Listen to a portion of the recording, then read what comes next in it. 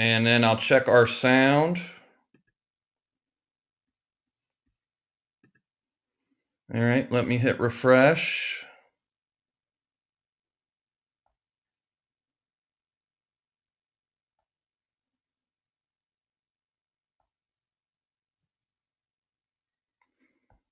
All right.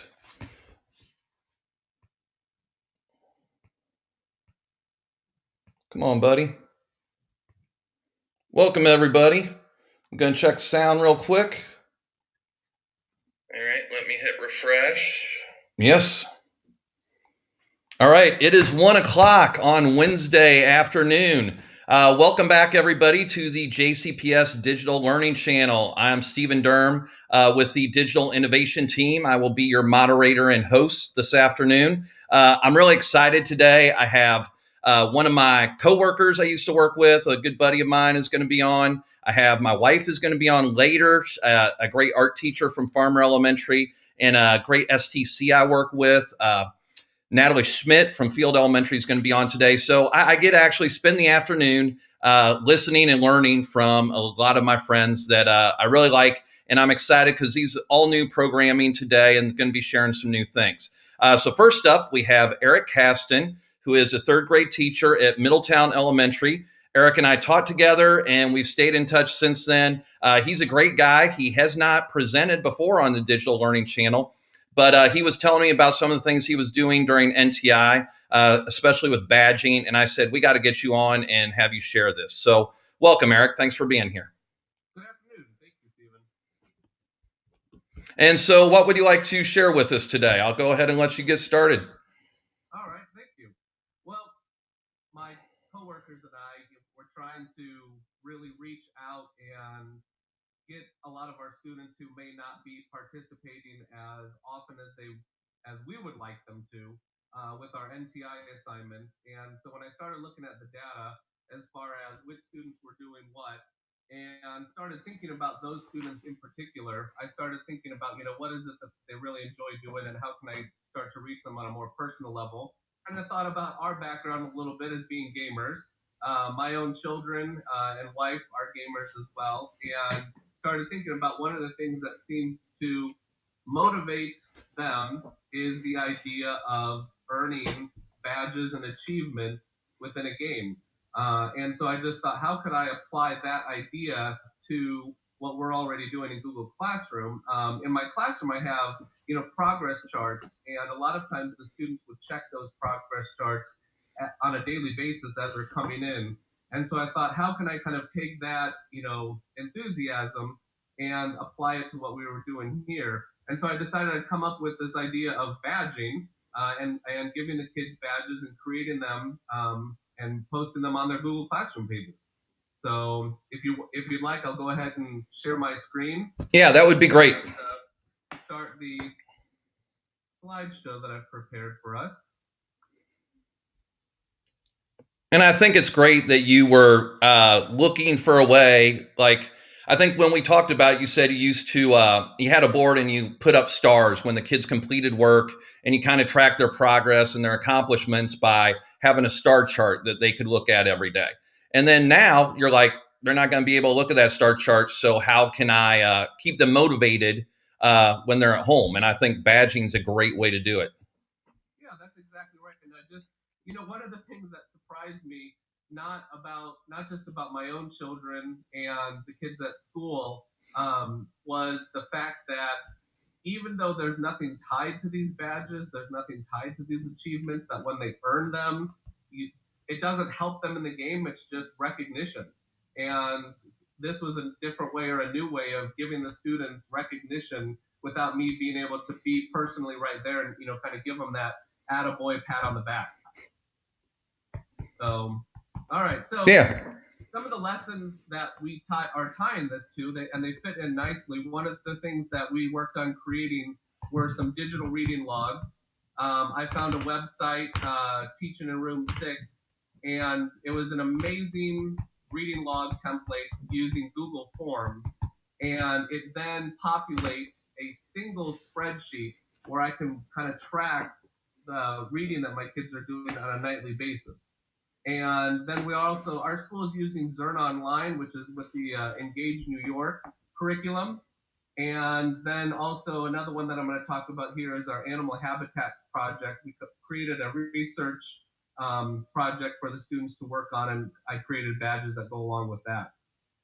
Here is a picture of kind of what that digital reading log form looked like in Teaching in Room 6 that I followed to create this. And the students are in charge of submitting an entry every night, like our daily or nightly reading would be. And I monitor that on that spreadsheet. And as long as they've done 5 entries or 5 entries in a week, then they receive badges. And so our first badge that I created here was called the Rad Reader Rank 1. And that badge is awarded to the students that then do 5 entries.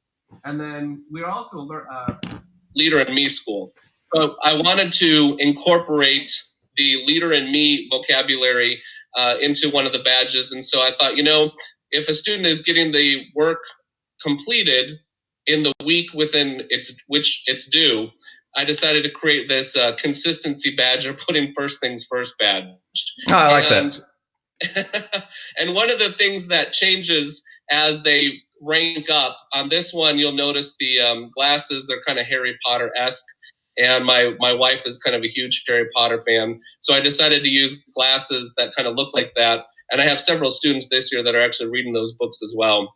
And so more glasses would be added as they rank up with the badges. And Eric, if you don't mind, I'm going to go ahead and throw in a little tech tip for that. Absolutely. I know not everybody is familiar with Google Forms, but as you were saying, you can make Google Forms. Once you make a couple, you'll get the hang of it. But when you make those Google Forms, you can have it generate all the information goes straight to a spreadsheet. So you don't have to go through and read every form. You're just looking at that spreadsheet and going, they did 5 entries, they get the badge. Yeah, that's correct. I'm sorry about that. Yeah, so what we figured out how to do was how to have all of the forms, because we have individual forms for each student. There was a little bit of time up front in creating so that each student would have their own individual reading log that pops up on Google Classroom. And even though each student has their own log, it all populates on the same spreadsheet, but it's all tabbed for each student. Oh, so okay. That way I'm able to kind of switch back and forth and look at one of my students and see all of their progress, and then I can switch to the other student based on the tabs at the bottom, and go to the next student to see what they've done. Because otherwise it would just put it into all one giant I see what you're saying. Yeah. Or I would have to have a whole, like 24, 25 individual spreadsheets. But we figured out a way to have it populate one spreadsheet just tabbed at the bottom. That's a great idea. So going on to the math, like I said, we use Zern. Again, the nice thing about Zern is it keeps track of their weekly lessons that they're completing. So that work and collecting that data was already done for us. And so what I did was I just kind of captured some of the Zern icons and logos and incorporated them into the badges. And then again, we have, if they did their weekly Zern lessons and they did them in the time frame that we had given, then they get the putting first things first badge. So again, working with that Leader in Me vocabulary and training that we've done this year. That's great. And like I said, we had a science project that we decided to work on this year, or this past week, and it is some research the students had to do online, researching different habitats, and then taking some notes. And the next week they had to actually create a model of a habitat and then write a descriptive paragraph that goes along with it. And the note taking, we created a Google slideshow. And so they actually took the notes right within a Google slideshow. We were able to figure out how to take the questions, put them into the Google slideshow and set it as the background so that they couldn't delete the questions, and then insert text boxes so they could answer it that way. Okay, was this did you share the Google slide deck then with the whole class? Or did each student make their own copy of the slide deck and answer the questions? I sent it out to each student, so I made a copy for each student. Okay, great. But you could also, if you wanted them to collaborate, you could have shared it with the whole class and said, like, Johnny, you have slide 1, Susie has slide 2, if you wanted them to work together on it. Right. Okay. Right, absolutely. Yeah. And so then if they completed the assignment within the time frame, then they got this fun little science animal habitats badge. So that's great. So you made that one specific to what the project was. So, for example, as we continue with NTI, like if you have another science project that's on something else, there might be a unique badge for that one.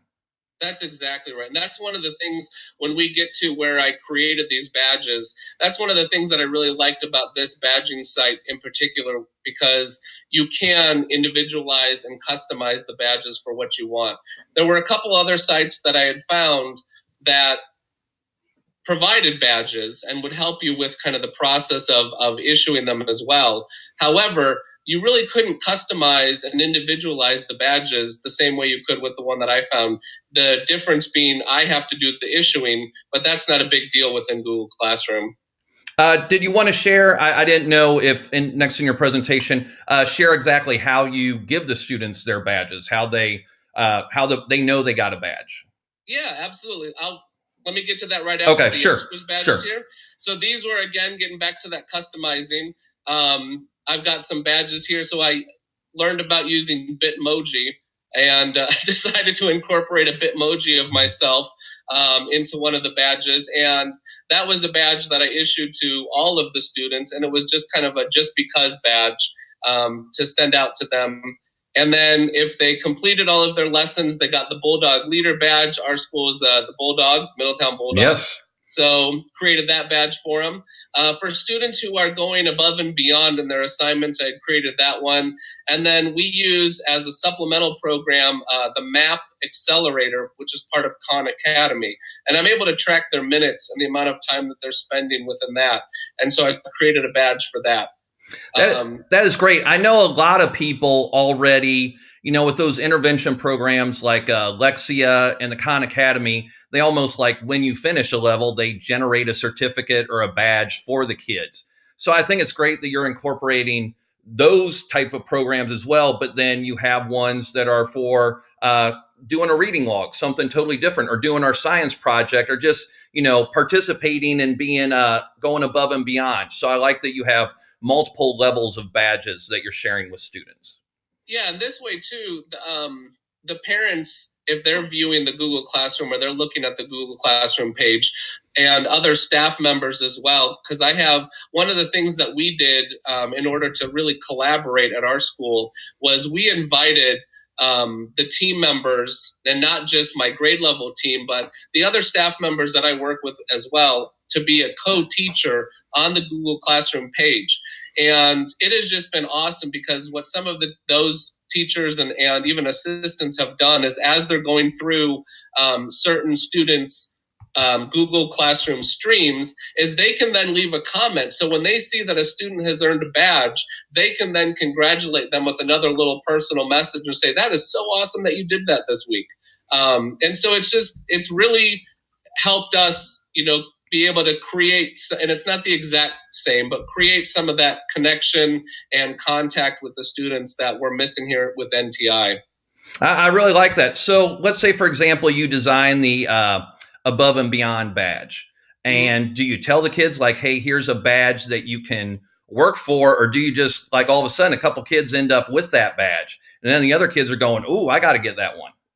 It is, yeah, with badges like that, it's more of a surprise. I like to keep some of those in my, back pocket, so to speak, and then be able to issue them without, others knowing about it.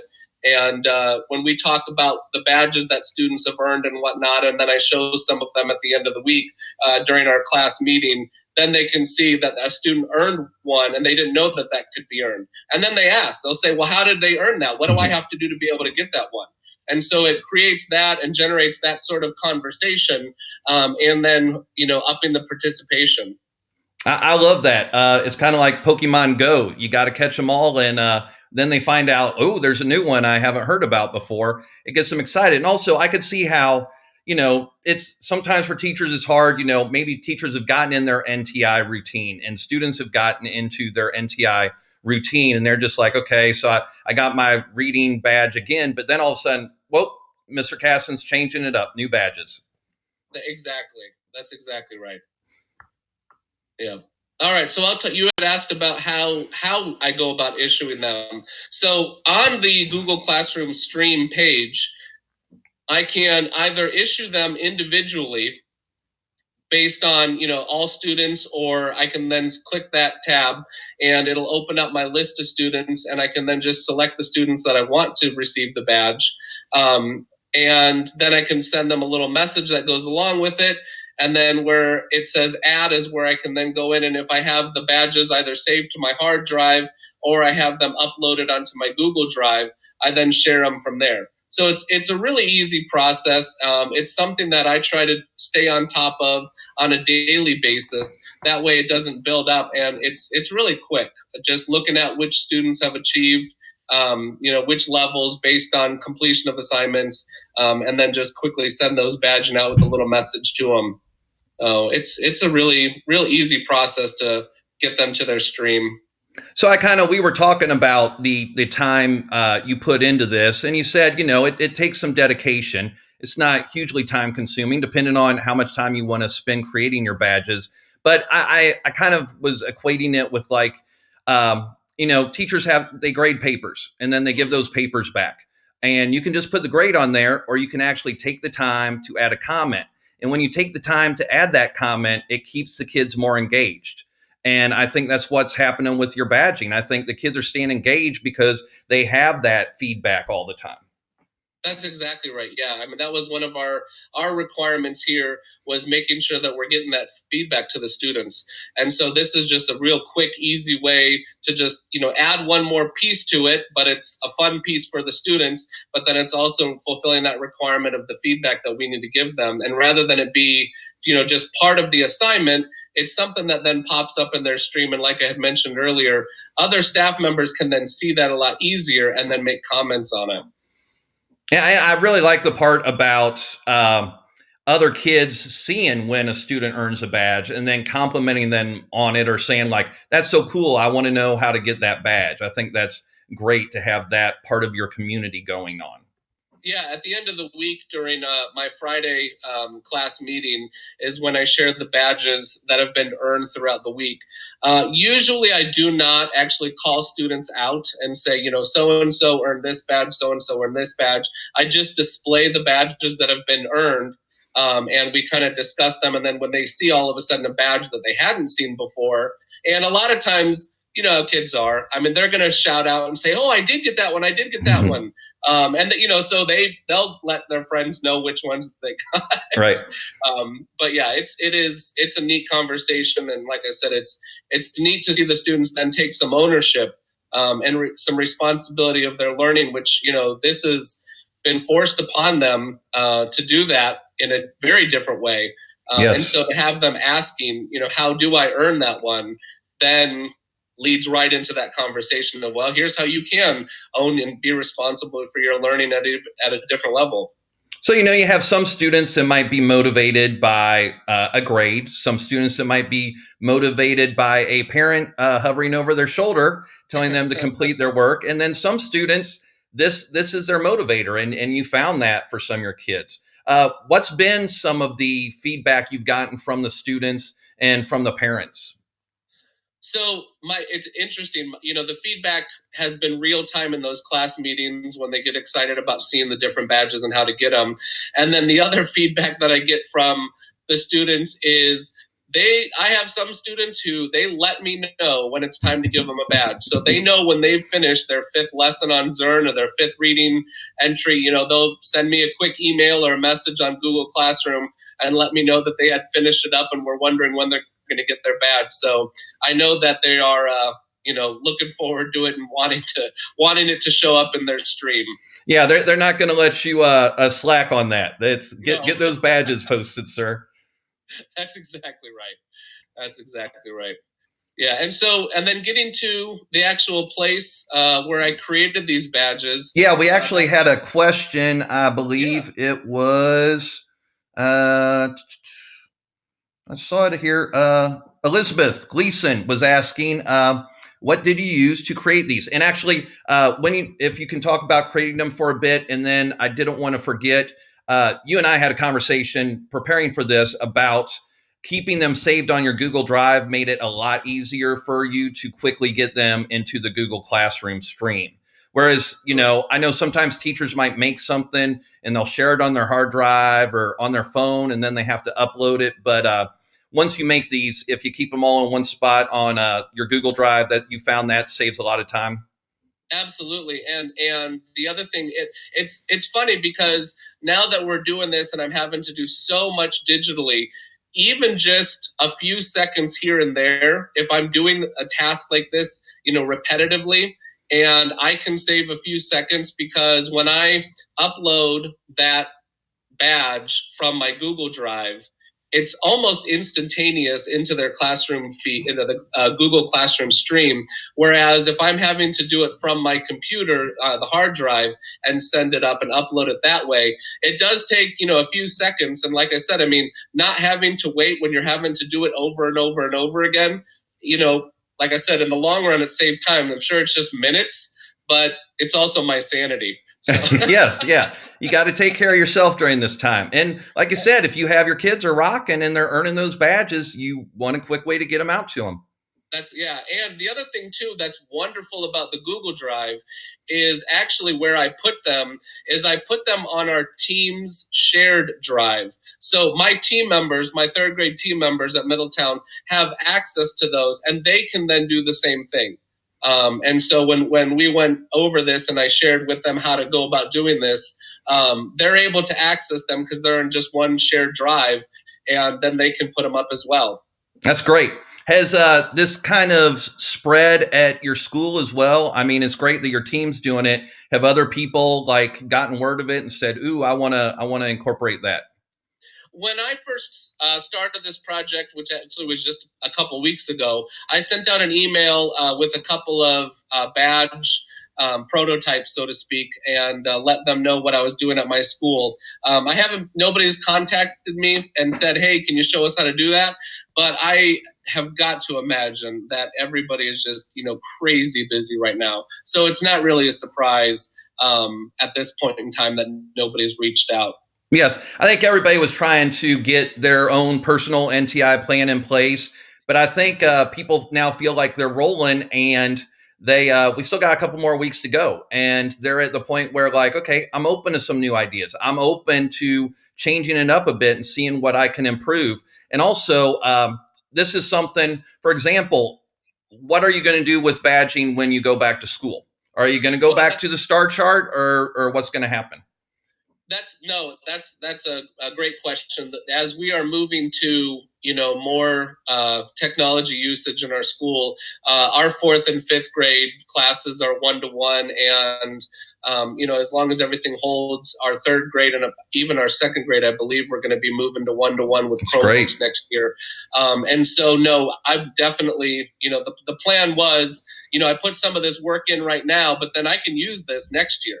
And my plan is to use this next year with the students, and start doing a lot more with flipped classroom and that sort of thing. And that way they're on those devices and taking that ownership, checking in on their classroom and their assignments, on their own and seeing what needs to be done. And that way then I can issue these badges and they'll see those pop up. I'm sure that's going to, create students sharing their screens a lot more by flipping their Chromebooks around and showing their friends at yes. the desk saying, "Hey, look what badge I just got." Yes. But that's part of the excitement. That's part of the fun. And if that's what gets them jazzed about learning, then I'm all for it. That's great. And I was just thinking, I bet those fourth grade teachers are going to be asked to create some badging for your third grade students as they move on to fourth grade next year. Yeah, there's not just the trickle down, but the triple up effect, right? Yes. If a student is used to something, they kind of, expect it in the coming years. So yeah, we'll have to see. Hopefully my fourth and fifth grade teams don't get upset with me for having implemented this. But it's like I said, I can set the bar. This with them, and I can share this with them, and then put stuff into their Google Drives as well, and they can do the same thing. And you said something, it gets them to check in on their classroom, because just think, a lot of these kids, they've been going to their classroom and it just gives them an assignment.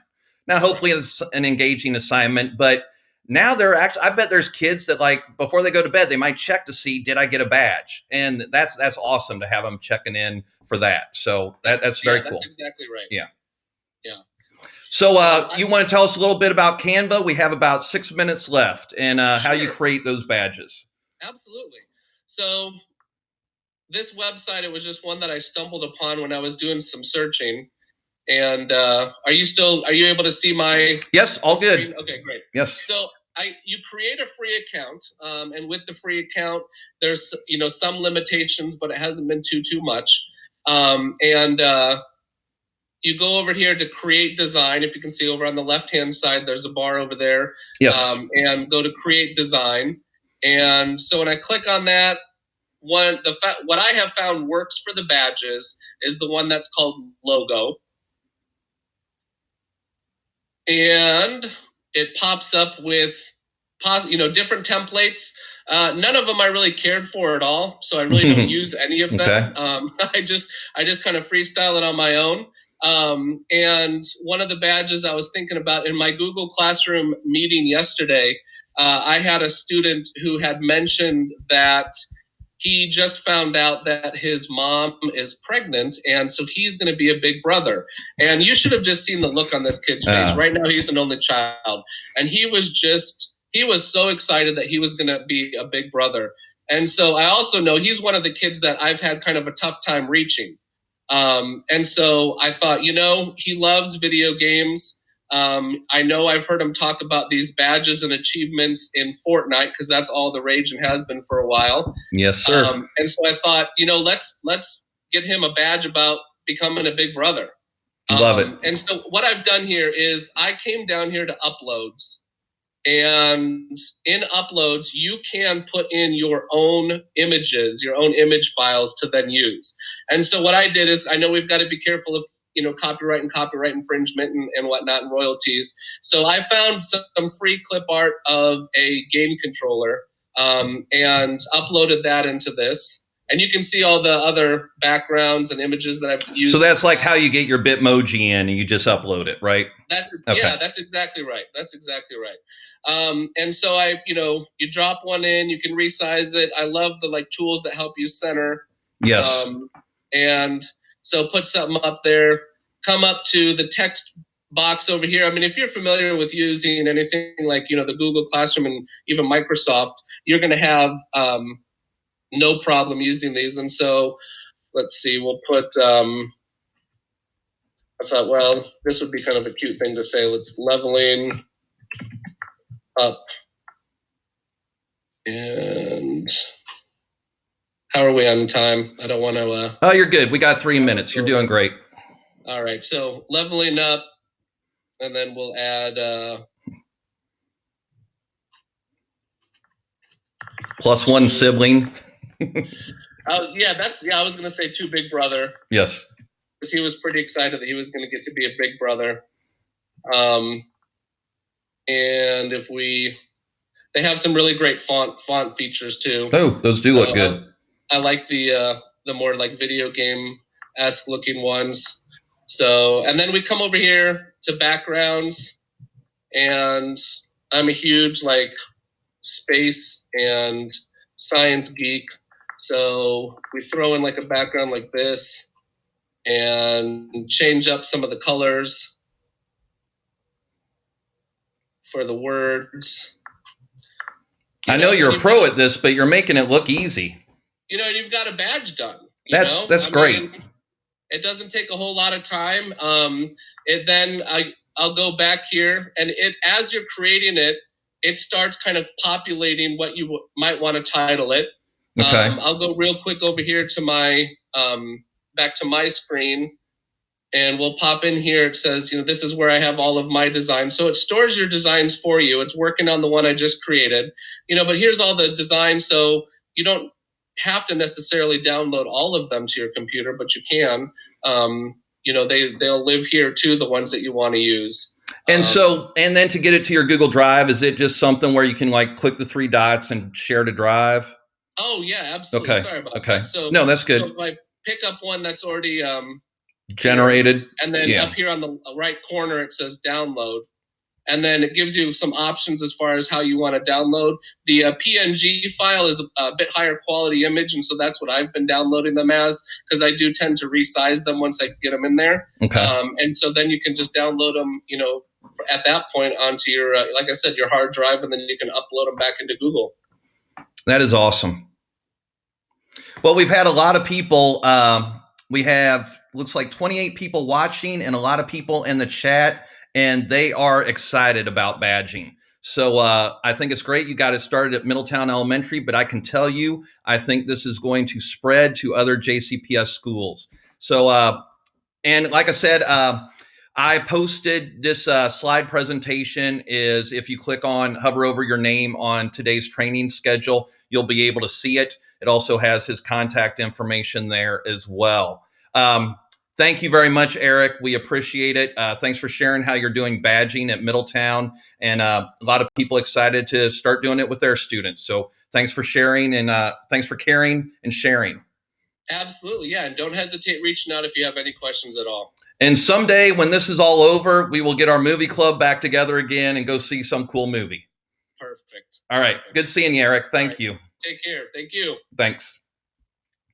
All right, everybody. It looks like I have, next up, I have Christina and Lisa. And I just want to introduce this one by saying, Christina, Lisa, teach me how to cope. Thanks, Steve, for the introduction. Good afternoon. Shay, you want to come on here too? Make sure that I can hear you. If you can turn your volume up a little bit. We're going to teach you how to cope. Thank you. I need to know how to cope. Got you. Okay. So sounds good. Yes.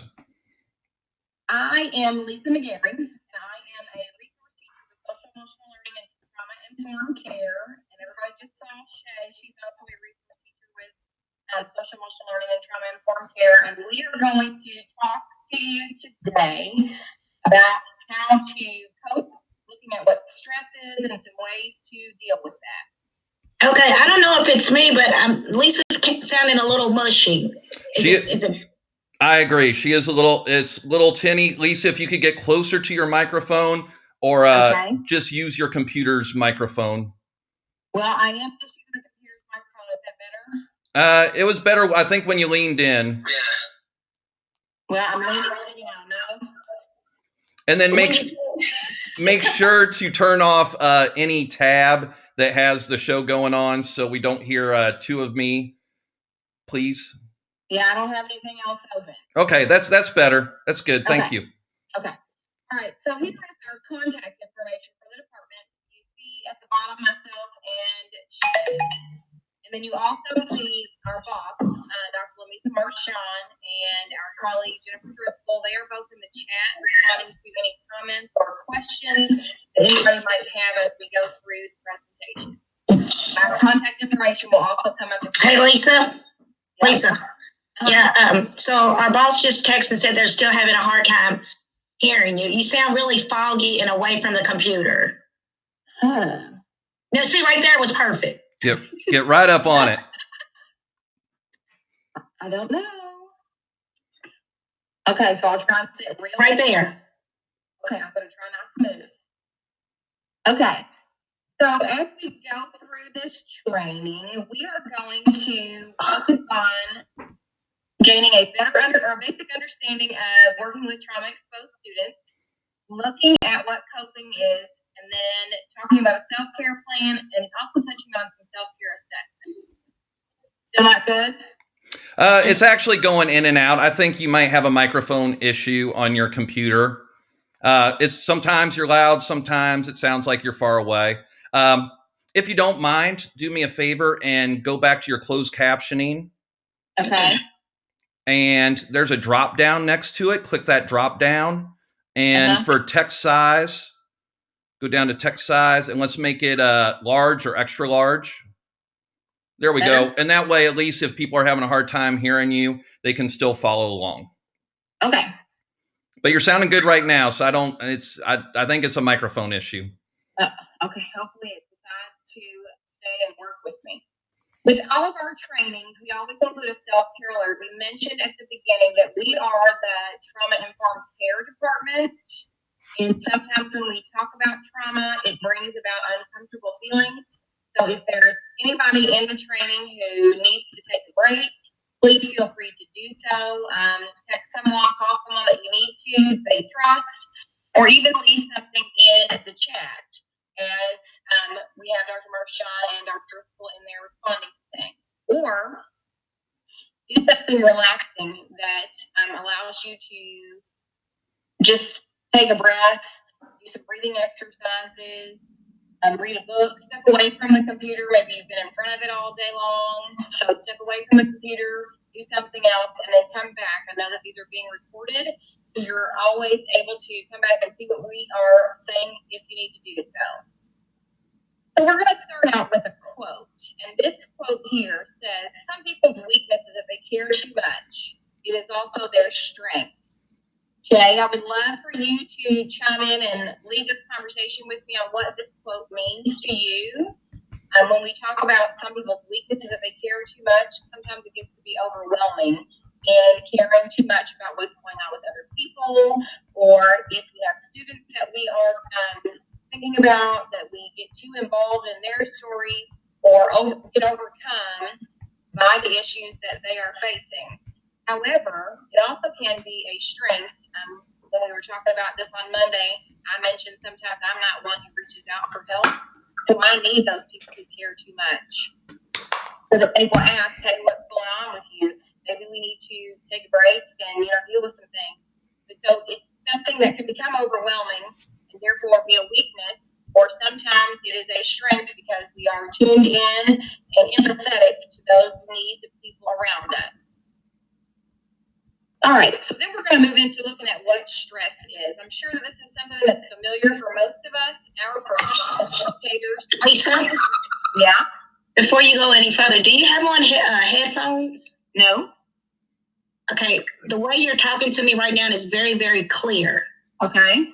That's really clear and very loud. So whatever you're doing right now needs to stay, because it's still muffled.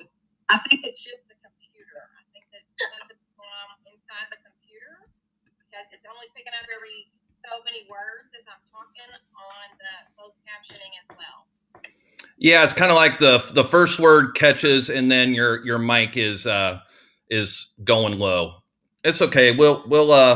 I'll let the people know we're having some audio issues. Hopefully they can follow along okay on the subtitles. I can hear you. The sound isn't great, but it's kind of hard. Nothing I can fix on this end if your computer's having issues, unfortunately.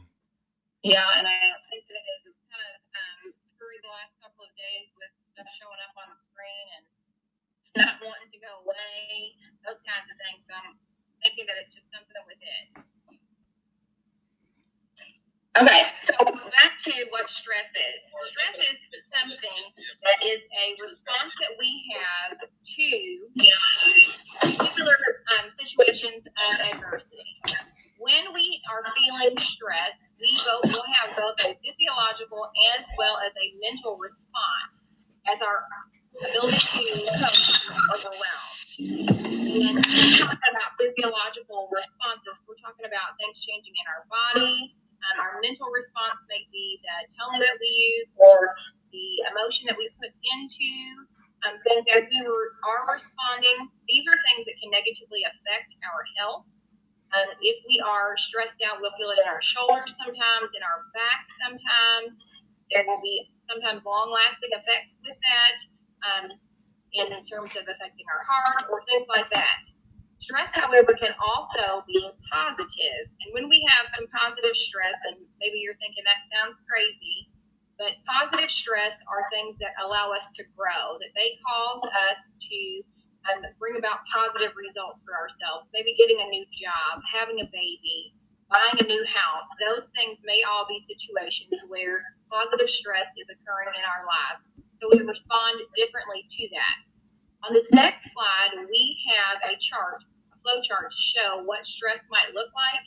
When we feel stress, it often triggers that threat response in our brains. When we have positive stress, our capacity to cope is not overwhelmed. We have strategies that we can use to deal with that stress. However, when we have negative stress, sometimes it leads to some emotional dysregulation. I mean, think about students and as they respond to situations with us, that sometimes it is out of the norm or it is over the top, or the opposite of that, that it is completely underwhelming. And sometimes it has to do with the ability to not handle the stress that is in their lives or in that situation. The next thing I want to talk about is what coping is, and then Shay's going to go through what some strategies are and then why we do that. So when we talk about coping, these are things that we use both consciously and unconsciously to deal with adversity. Sometimes these are things that we are aware of, and sometimes they're just our go-tos.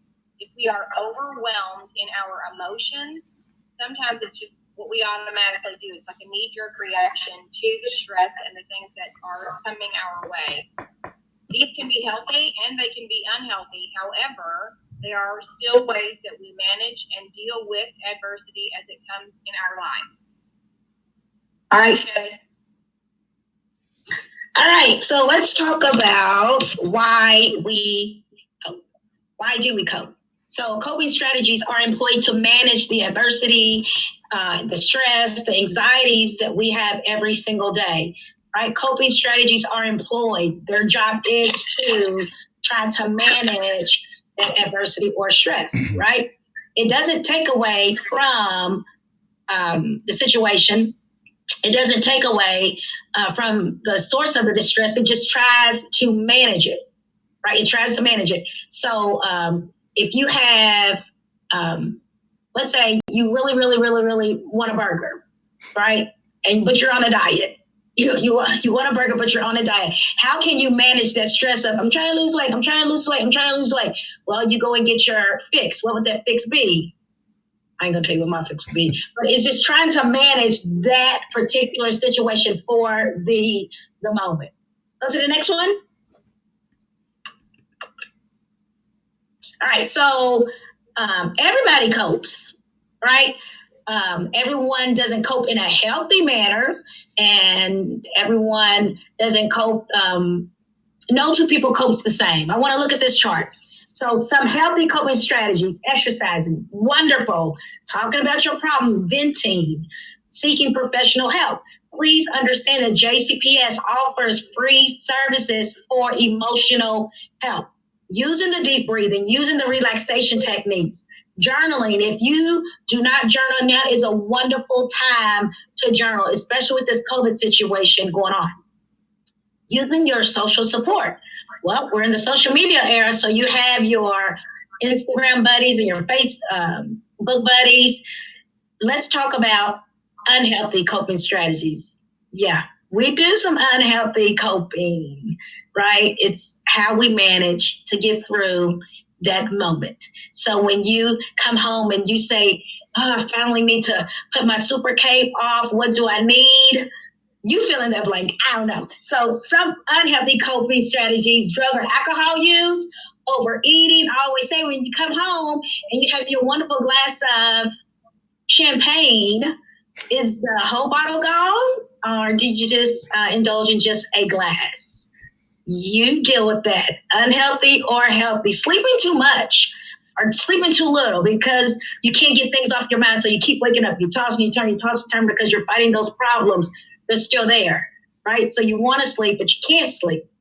Social withdrawal. You don't want to talk to anyone. That's not good. You don't want to be bothered with anybody. That's not good. That's when that depression hormones start to kind of come in, and right, that meanness that you have around your family and friends, when no one wants to be bothered and people can feel that energy, right? We don't want that. Self-harming and aggression. Those are horrible, unhealthy ways to cope. So, Shay, teach me how to cope. Teach me how to cope. Let's roll, Lisa. All right. So we have school, we have work, and we have home. We have to cope all three places, right? It's all the same now. Right. So I love this part of the presentation because we get to steal each other's ideas, right? my coping strategies may not be yours, but let's share and maybe I can adopt some new ones. Let's roll. All right, so when we cope in the classroom, in order to cope throughout the day, educators, people, everybody, we need the following. We need to be aware of what gets us or takes us to that 10 when we're about to lose it. We have to be self-aware of our emotions, what takes us there, what helps cool us off. What are those things that make Shay smile? What are those things that make Shay calm down? You have to be self-aware of your own personal emotional health, right? We all need to take what we call the pause. When we take the pause, I think that's the time to incorporate some mindful breathing and mindfully thinking where I am, how can I get out of this situation healthy? Take the pause. Just say, wait a minute, I need to count to 10. Come on, bring in your mindfulness techniques. Do the square breathing, right? Do the dragon breathing. You all know about the dragon breathing? My boss is going to kill me. I saw the starfish. I haven't seen dragon breathing. Maybe I missed that one. Okay. Do you have any kids? I do. Yes. Share this with them. So you would say, kids, what happens when a dragon breathes? Oh, they breathe out fire. Wonderful. So dragon breathing, adults, is the same as the ugly cry, right? That release that you need to get out. So what you do is you breathe in with me. Right? Okay. Right? All right. Yeah, it's the same thing. Kids love it. Adults go in the bedroom and just breathing in and just breathing out fire. Everything you have within you, push it out. Right? Now you know about the all right. Thank you. You can do that in the car. Just you might want to make sure no one's watching. All right, and the last one is go to the techniques that you know work for you. Right? If that's stepping out of the classroom saying, I just need a break before I say something that I don't want to say. If that's for me and my husband, if that's going in the other room saying, I need a moment before you get to that 10, what techniques do you have in your backpack to calm your brain? Let's roll. All right, so this is a self-care gallery walk. If we were in your building, we would have our participants walk around, and on the post-its or on the posters, we would say, let's share ideas. And then we would go and take pictures of the ideas that people share. So how do you cope working with a resistant student or family, especially during this time, the NTI, right? They've not turned in any work. You can't get a hold of the parents. How would you cope? Right? How would you cope struggling at home? There's 24 hours in a day, right? How many hours of that day are you at a calm mindset, right? What hours of the day do you feel yourself getting emotionally drained or getting stressed or having anxieties? How do you cope when you have technology issues? Some people don't like reaching out and asking for help. So we would go around and we would, write things down and then we would share because that's what teachers do. And that's what educators do. So you keep rolling, Shay, when you have technology issues. You just keep rolling. You just keep rolling. Yeah, well, you're with your resilient self. Well, keep rolling, girl. All right, so I'm going to read these comments to you. Here we go. So we're talking about coping. My therapist told me the way to achieve true inner peace is to finish what I start. So far today, I have finished 2 bags of M&Ms, a chocolate cake, and I feel better already. The second one said, I got to start taking care of myself.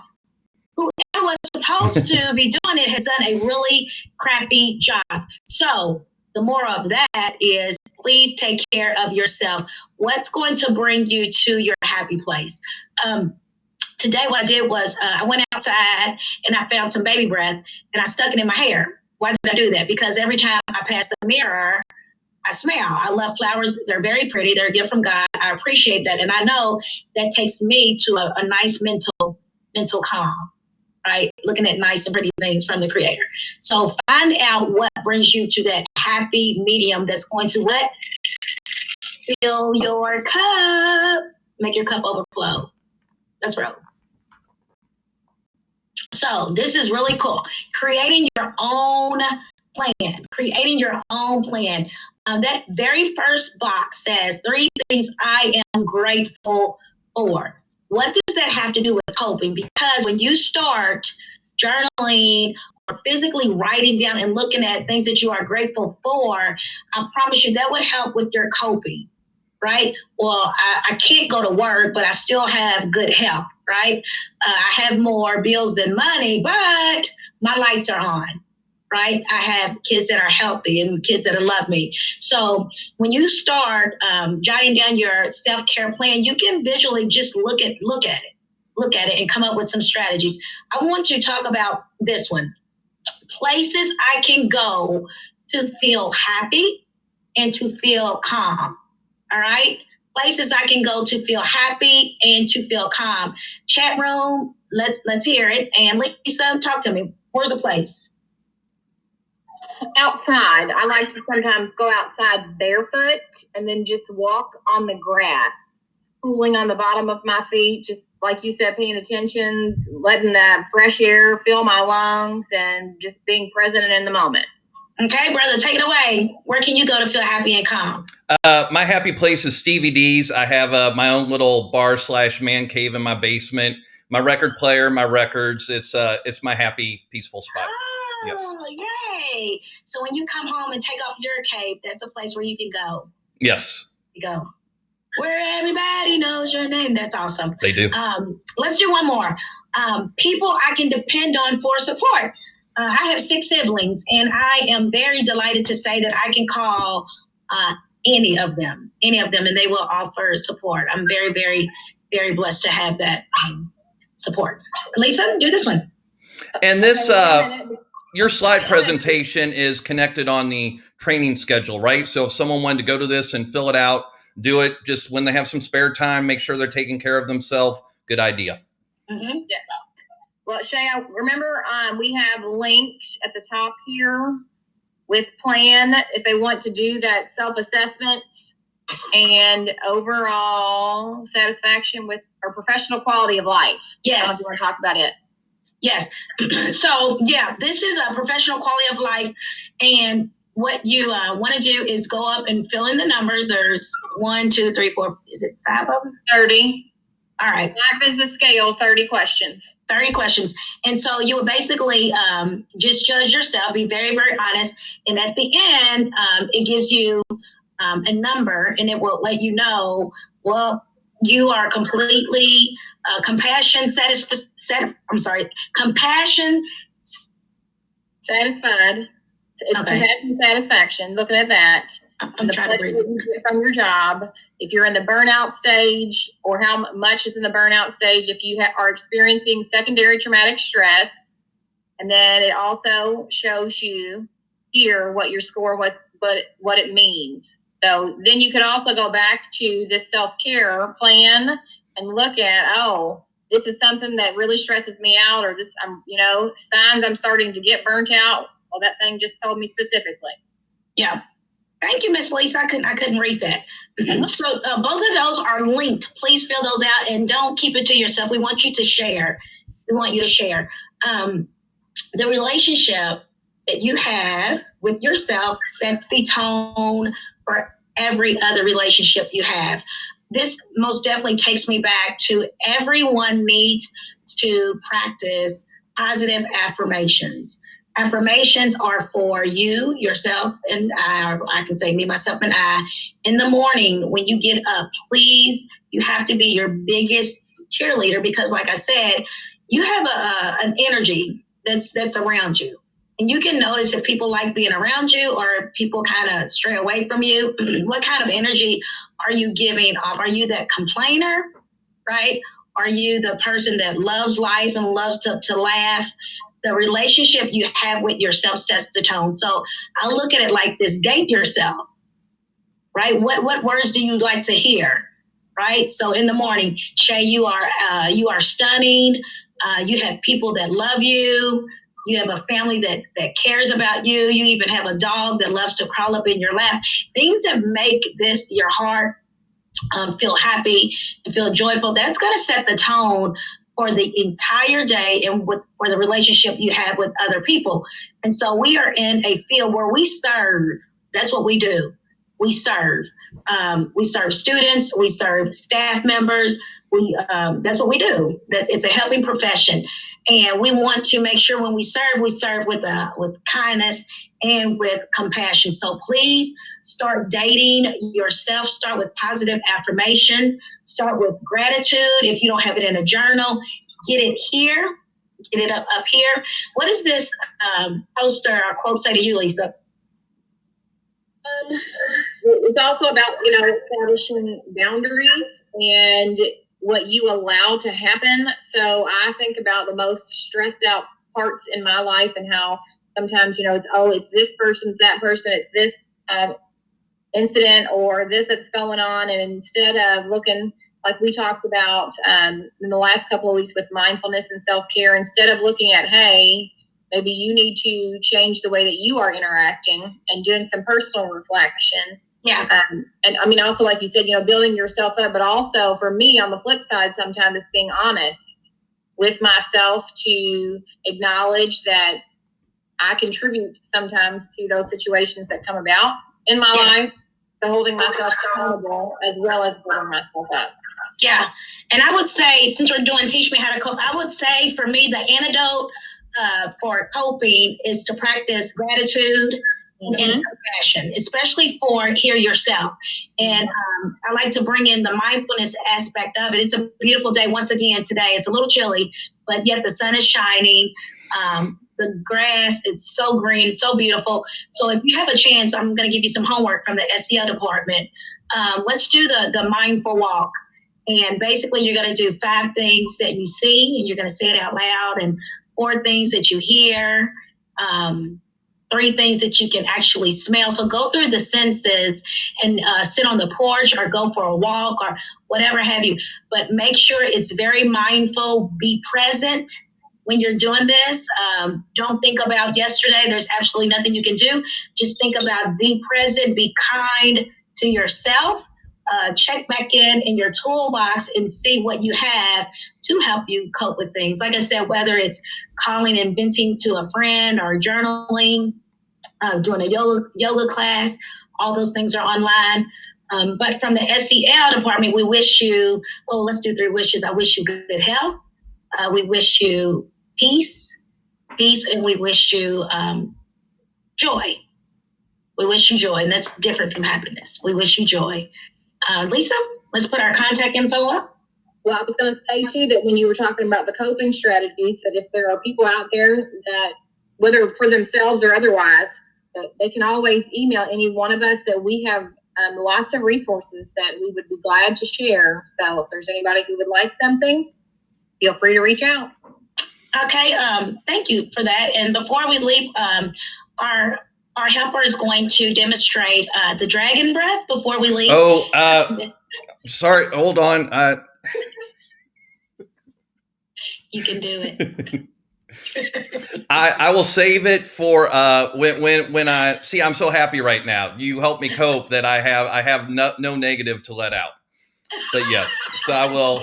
Yes, when it builds up again, I will dragon breath away. Yes, thank you, Shay. Thank you, Lisa. It's always enjoyable to have you all on here. During this time, we need to be able to cope, and this is great. And I was just thinking, not every day is going to be a great day. It's normal to have some bad days sometimes, and then bring out the dragon breath and, go on to the next day. So yes, this is strange times, and we're glad we have you all here to help us cope. Thank you so much. Thank you. Thanks. Thank you, Lisa. Bye, guys. All right, so let's go take a look at the schedule. We got a couple minutes before our next one. So if you go to the jcps.me/NTI, this is a great resource, and I'm in the teacher toolkit. And you can go to the virtual training schedule, and let's see what we have coming up for today.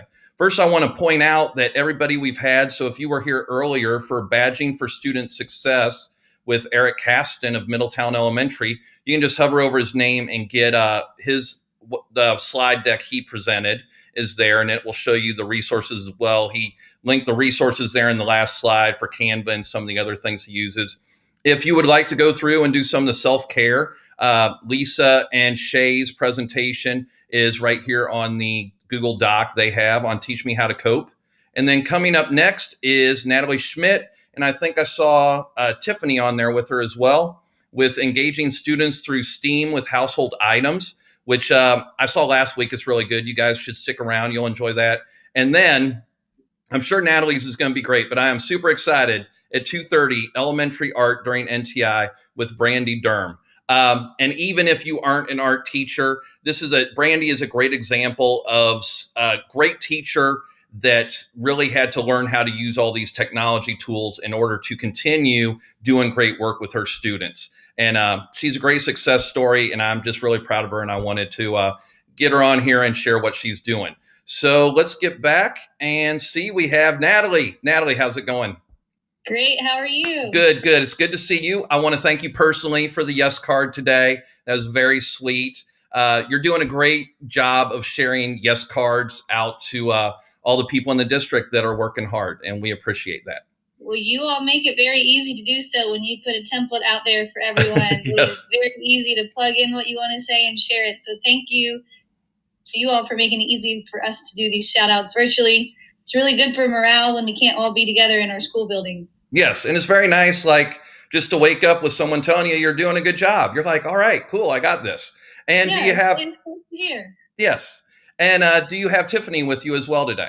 Yes, Tiffany is here. She's going to help me moderate the chat so I can keep up with any questions or comments. Okay, and I'll keep an eye on it as well. So in case you don't know, Natalie is a STEM teacher at Field Elementary, and she's also the STC there. And I am lucky enough, she is one of my Zone 3 STCs.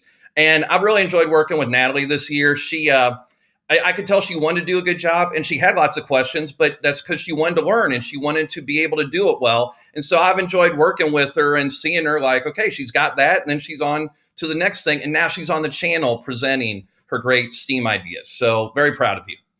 Well, thank you, Stephen. I appreciate that. And you are right. I did have lots of questions, and I'm sure I will continue to do so. So as long as you're willing to answer them, I'm going to keep asking them. Yes, I love the job security. Thank you. All right, I'm going to go ahead and share my screen.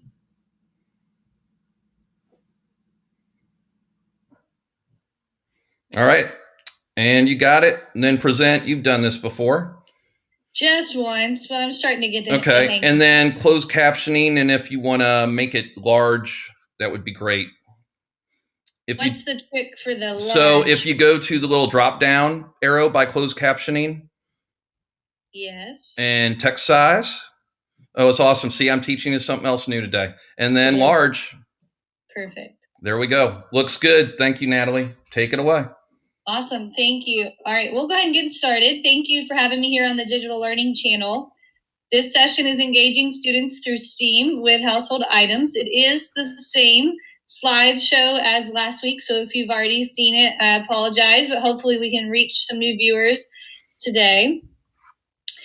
And something that was taught to me in both in-person presentations and live PDs is to present with some norms, and they're both for everyone watching and for those of us leading and participating. It's very easy for me to get off task and on tangents, so stay on task is an important one. The second one is to communicate professionally and respectfully. Waiting patiently, it's sometimes difficult to take turns speaking when you can't see when someone's ready to talk or to have a difference of an opinion. So just a friendly reminder of that. And then to hopefully participate actively. It's so much more fun and engaging for everyone to have people interact in the comments and ask questions. And I want to be as helpful as possible. I don't want to just sound like a record machine that's regurgitating information. I want to collaborate with teachers and other people across the district. So hopefully throughout this next 25-ish minutes or so, we'll be able to do all of these successfully. Here's a little bit about me, just a quick background so you can kind of understand where I'm coming from and where I've developed my ideas. I am a STEAM lab teacher for all students K through 5 at Field Elementary. I also serve as our STC. When I'm not teaching STEAM lab lessons, I'm pulling groups of talent pool students for primary talent pool where I'm utilizing my gifted and talented endorsement and occasionally my reading license. And this is my 6th year at JCPS, so I'm excited to share some of the things that I've learned and created over the last year.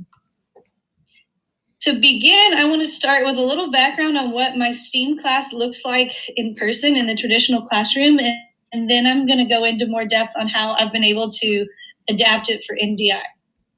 Typically, our special area rotation is 60 minutes long, so about an hour a day I have a different grade level in my classroom. I follow a 3-day project rotation, which means I have the same class for 3 days in a row, and then 2 independent days. So Mondays and Fridays are those independent days. So I'm either doing SDC responsibilities, pulling talent pool students, or doing just 1-day art or technology lessons on those days. Those 3-day project rotations are Tuesdays, Wednesdays, and Thursdays, where I can really go in depth with some engineering, science, and math skills to help them build a deeper understanding through some hands-on projects. As you can see in the pictures here, I use a lot of flexible seating to make my room comfortable and inviting, and a lot of group seating, a lot of tables of different sizes and different shapes to really increase student engagement and collaboration in the classroom.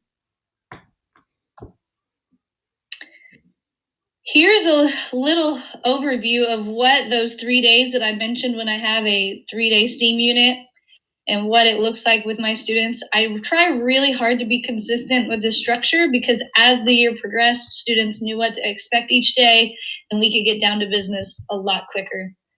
On the first day, I always include a read aloud. Sometimes it's fictional, sometimes it's nonfiction, but I love to incorporate literacy in my STEAM lab. I think it's great for engagement, but it's also a skill for students to see how different content areas can be connected. We go over an anchor chart that we work through together that usually introduces key vocabulary and the topics that we're going to be focused on.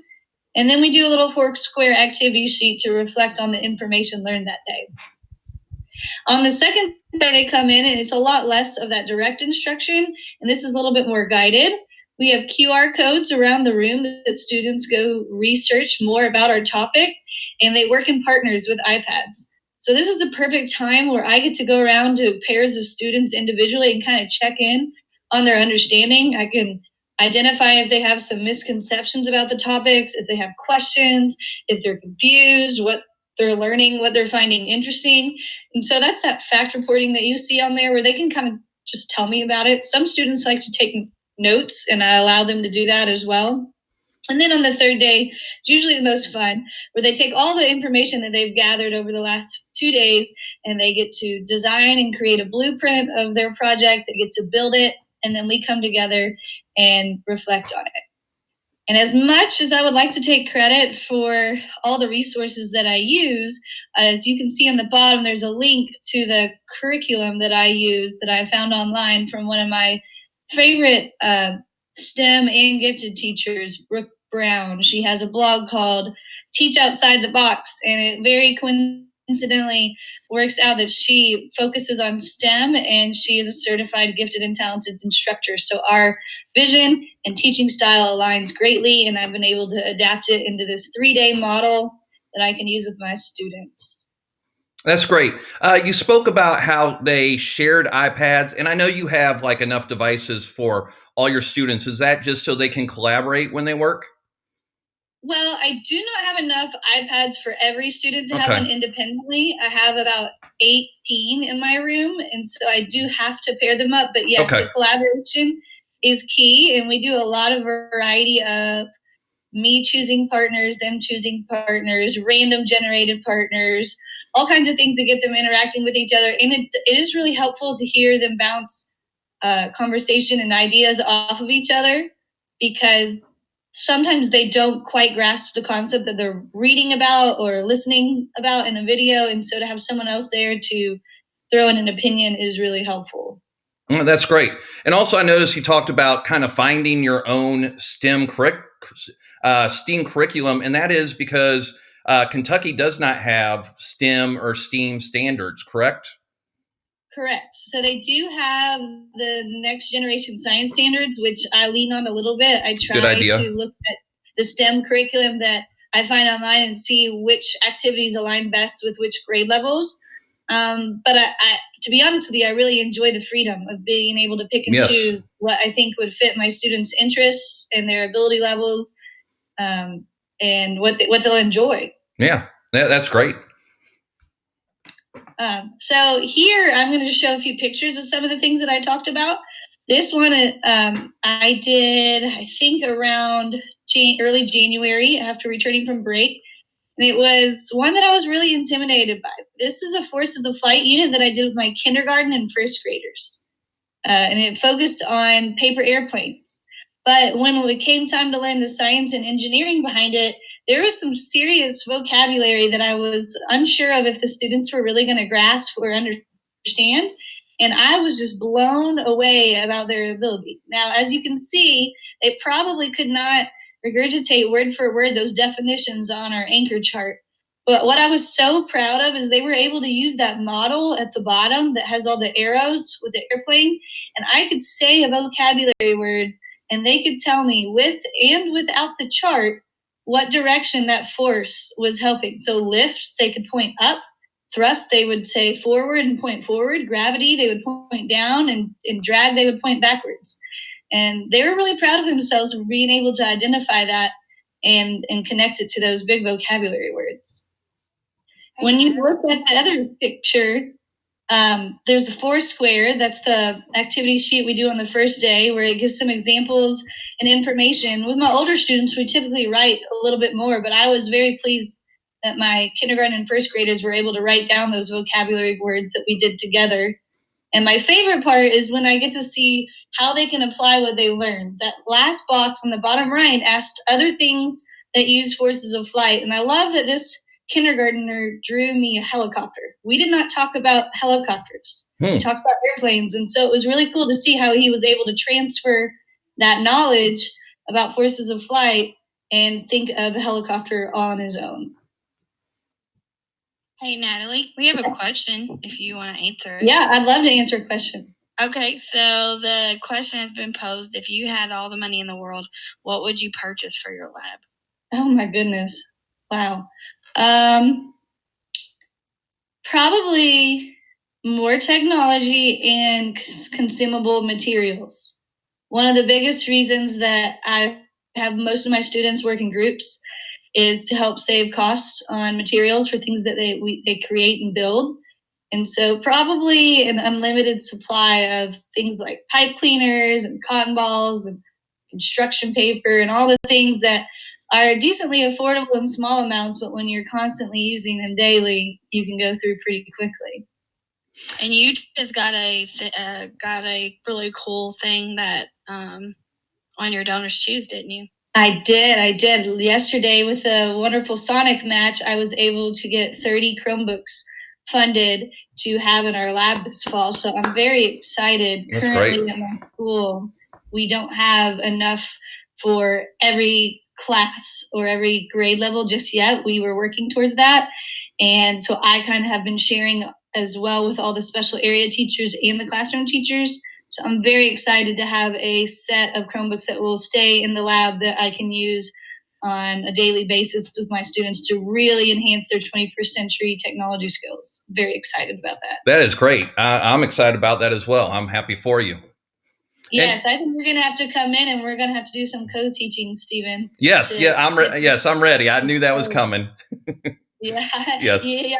My ideas I can't do alone. So I figured that I'd be calling on you. But yeah, well, the great thing is, and I'm sure you'll be a pro with the Chromebooks after a year, but that's been one of the, this, and having to do NTI, it's unfortunate, but so many teachers who never had the time to learn Google Classroom or get proficient with Google tools, they're getting there during this time. And so I am excited about that, to see them take those skills back when we return to the physical classroom.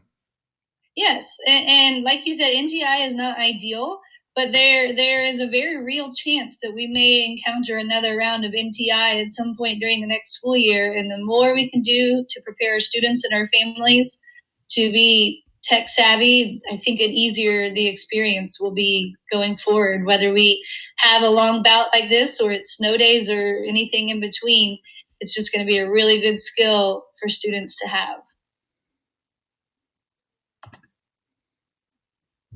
All right, so back to our presentation. This is from that second day. I've got a little QR corner that I've made in my classroom that you can see with the grade levels. 4th and 5th, we typically do the same project, 2nd and 3rd, in kindergarten and 1st. And the students have learned how to use QR codes successfully with our iPads to go up and scan the codes.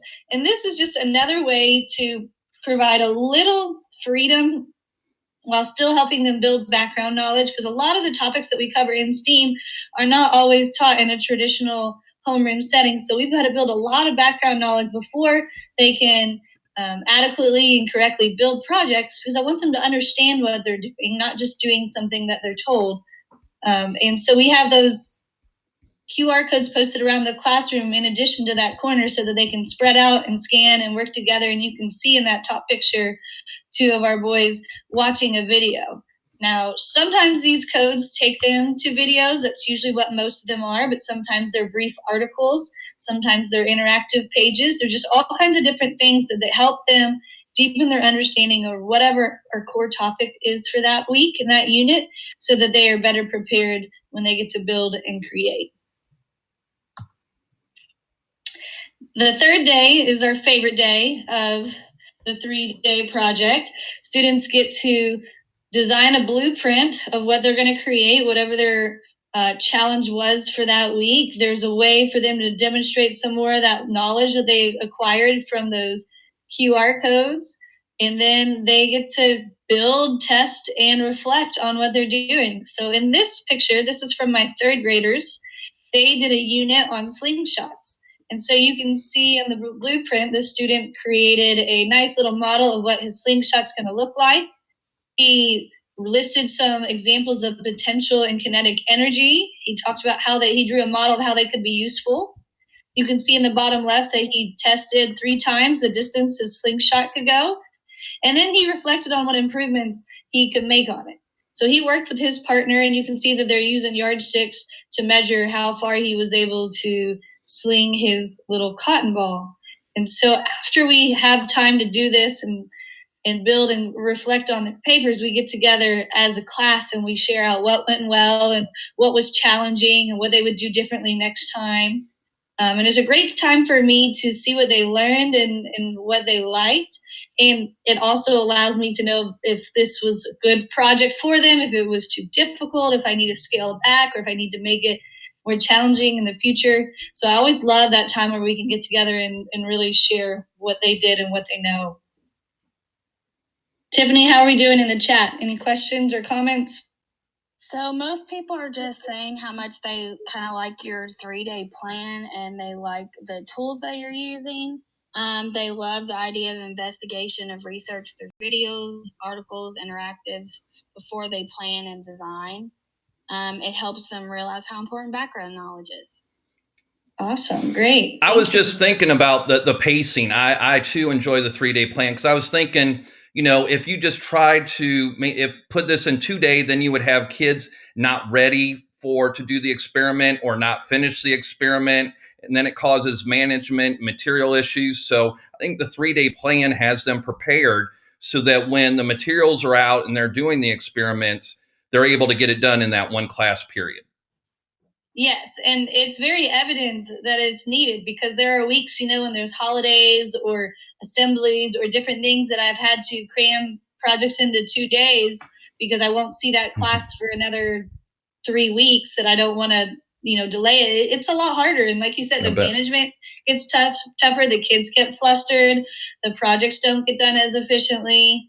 And it definitely makes a difference when they don't get that full time. So I'm very fortunate that our school has designed the special area block in a way that I can see the same classes for 3 days in a row, because it really adds to that experience and makes it more meaningful for them. That's great. I also noticed some comments in the chat about getting materials. Do you have any pointers for these STEM teachers watching? I always considered the first couple STEM teachers I knew, they were like scavengers. They're like always on the lookout for materials that can be used with their students. You got any tips for those people that are looking for good ways to get lots of materials? Well, first and foremost, don't be afraid to ask for things, whether you're asking from your PTA or your bookkeeper or your family and friends or the parents at your school. We do a lot of mass communication on social media and other places. And so when I know I'm going to need certain things coming up, especially if they're recyclable and reusable materials, I'll just say, I need cardboard boxes by next Friday. If you have any, please send them in with your student. And most of the time I get more than I can keep up with, or I need egg cartons, or I need this or that. And the more you do that, people start realizing the kind of things that you need, and they'll start reaching out before you even ask for it. Someone will say, I've got this whole box of pipe cleaners I found in my attic. Would you want them? Sure enough, yes. So making those connections and not being afraid to ask for that. People have a lot of stuff around their house that you don't even know that they have, that they're really looking to give to the good home and a good cause. And when you give people a little bit of notice, you'd be surprised at how much you can collect for free. And then, of course, if you can't obtain things freely, yard sales are a great place to find random knickknack things. And even our JCPS bid lists, when you order stuff, you can save a lot of money by buying a lot of craft material in bulk if you can give yourself the time to plan ahead and think for the year what might be materials that you need. You can order them ahead of time, which is really helpful as well. Great information. Thank you. Yeah. So now I want to kind of flip to how I've adapted what normally goes on in my STEAM lab for NTI. So for my intermediate students, I stick to this model that we've been following of using the challenges and the QR codes and the reflection sheet and different things like that, but with a few modifications. The challenges themselves remain the same. I would have used most of these that we've been doing during NTI during the remainder of the school year. A big change is that the materials become optional. In the STEAM lab, I usually present the students with materials to have. I don't tell them how to use it or how to make it work, but I provide all the materials. Being during NTI, I don't have the ability to give students materials, so I make them optional. Here's some recommended materials if you have them at your home. If not, get creative and see what you can replace or change. Because I want it to be very flexible and fluid. During this time of NTI, one of the reasons we're not out at school is because we're not interacting with the public. So I don't want parents feeling obligated to have to run out to stores and buy things to be able to complete these activities. So it's been very clear and well explained to them that the ideas and materials listed on these projects are completely optional. Another thing that I changed is I don't do a read aloud with the lesson for a few reasons. The first and foremost is I don't want this to be a full-on 3-day project for our students. NTI is a very trying time for our families and the students, and I want them to get the most out of it without all the fluff or things that might make it last longer. In addition to that, they've got a lot of other things outside of my STEAM lessons that they are trying to keep up with. And so having them log on and watch a video of me reading a book or needing to do a live lesson would probably cause most of my families and students more stress than help. So I've eliminated that part. And then one other thing that I eliminated was the anchor chart. It's very difficult to see the anchor charts on a screen, and so it hasn't been as useful or helpful to include those, so I have not done that. But I've been very fortunate that the resources that I use all have a Google Slides version, which I'm getting ready to share with you how I've been able to adapt that. So one of the first ones I started with was the egg drop challenge. If you look back on my Twitter, you'll see that I shared some examples from this where the whole family was getting engaged. All my projects start with a page like this. It has a title of the challenge. It gives a scenario and then a specific sentence about the challenge. So in this case, it says, construct a protective container that will keep your egg from breaking when it is dropped. Below is a box of materials, and this is where I remind my families the materials that are listed in this box are just a suggestion. You can use whatever you want. I even had families reach out to me and say, we don't eat eggs. What should we do? We don't have eggs. So I said, get creative. Find something that you value, not too much, but you value enough that you want to protect. And so one of my students took one of his favorite action figures, and that was his egg that he was trying to protect, that he didn't want to get damaged when he dropped it. Then the next slide you'll see is kind of what I use to replace the anchor charts. I have access to these all year long anyways, so I use a lot of this words to know page when I'm creating my anchor charts. So this kind of takes the place of that, where it gives them some vocabulary to help them understand. And then you can see here this little 4 square of videos that they can watch to help build that background knowledge. Now, if you were able to edit this slide, you would be able to pull the video away and actually see that there's a QR code underneath. So this is very familiar to the students, especially the 3rd, 4th, and 5th graders who are a lot more independent. It was not as tough of a learning curve to switch to doing this virtually because a lot of it was very familiar to them. And then the last one is, well, not the last one, but the next one is the 4 square that we complete as a class. I just add some text boxes and some numbered points to kind of help them get an idea of what I'm looking for. I didn't want to be too specific. I want to allow them to interpret the prompts however they see fit. And then their recording sheet. So this was really fun for me because I was able to teach them how to insert pictures or insert text to be able to show, or use Google Drawings to do different things on these slides. And then it would end with the reflection questions that I talked to them about.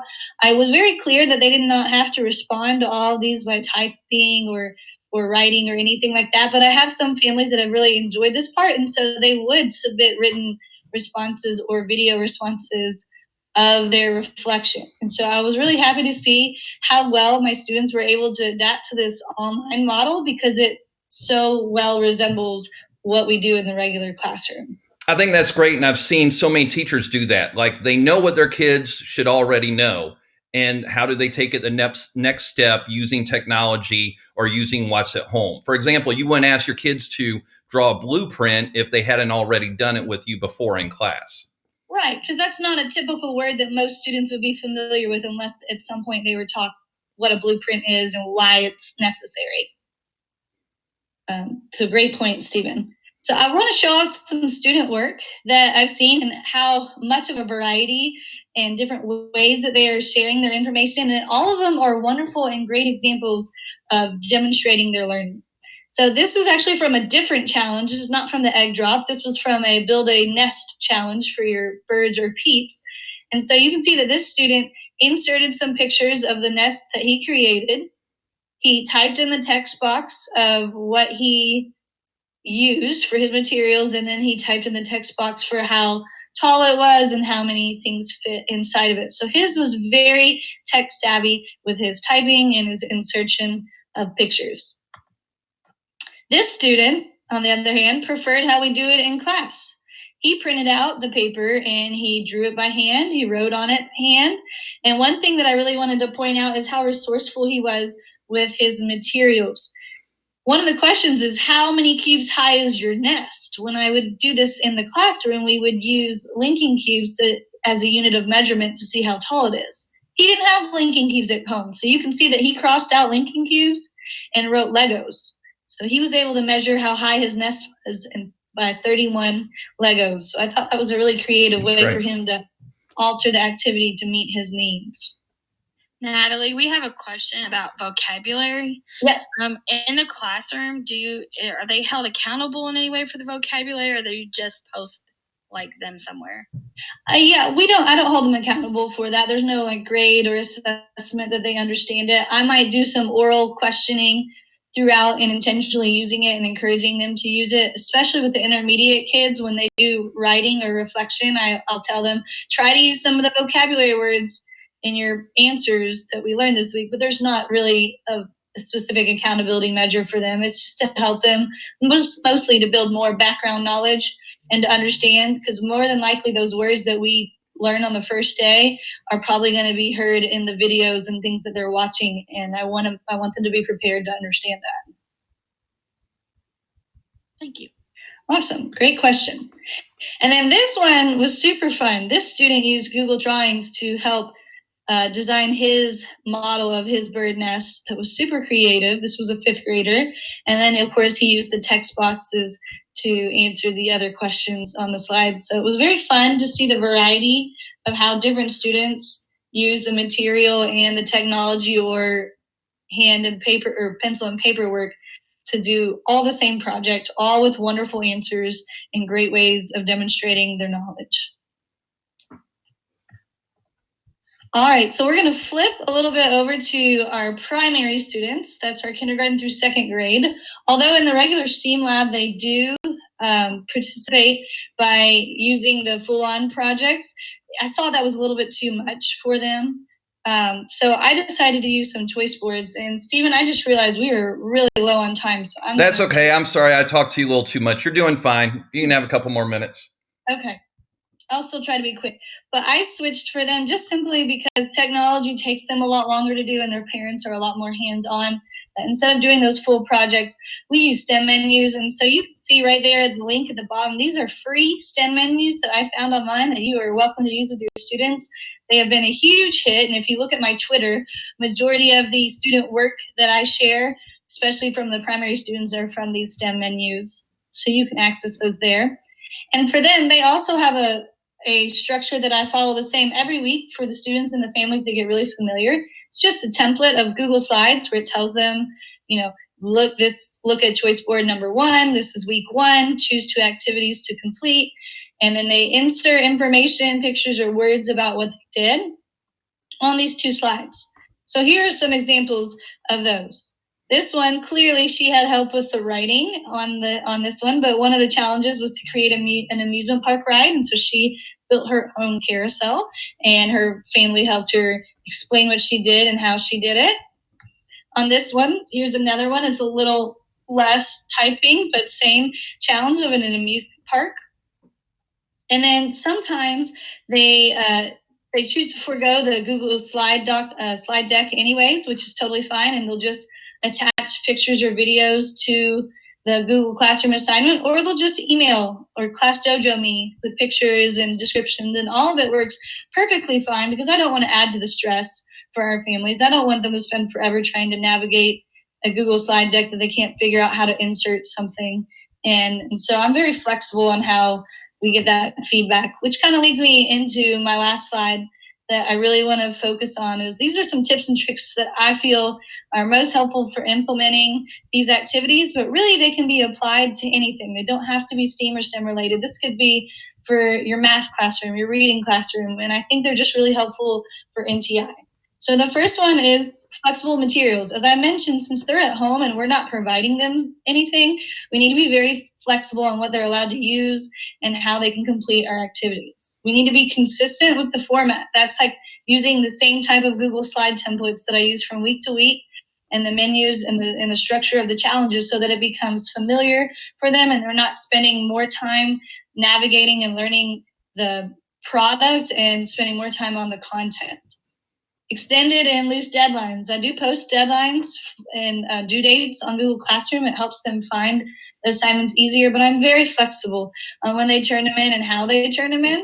And alternative ways to submit. Like I mentioned, if the Google Classroom is too difficult, they email me or the Class Dojo me or Class Tag or whatever communication tool that their classroom is using. I receive stuff that way, and they can modify the assignment. I know for the primary students, I encourage them to choose 2 activities. Sometimes they just choose 1 because that's all they have time for that week, and that's totally fine. And I love to stay in regular and frequent communication with them. During this NTI time, we're focusing much more on feedback and not grading things. So we're telling them, great job on this. Have you thought about that? What do you think about this? And just staying in communication to show that I am proud and that I care about what they're doing.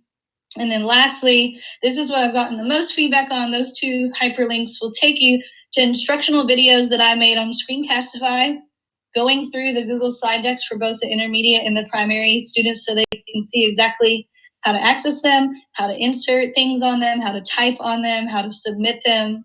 And I've gotten a lot of great feedback from our parents that it was really helpful for them to understand how to navigate the materials that were given to them and what was expected of them.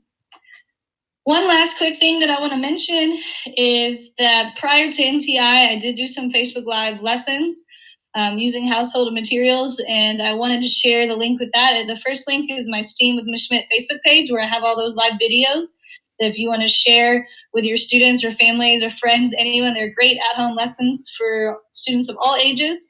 And like I've mentioned before, none of these are completely my own ideas, so there's some links to online experiments that inspired me and art lessons that inspired me for those as well.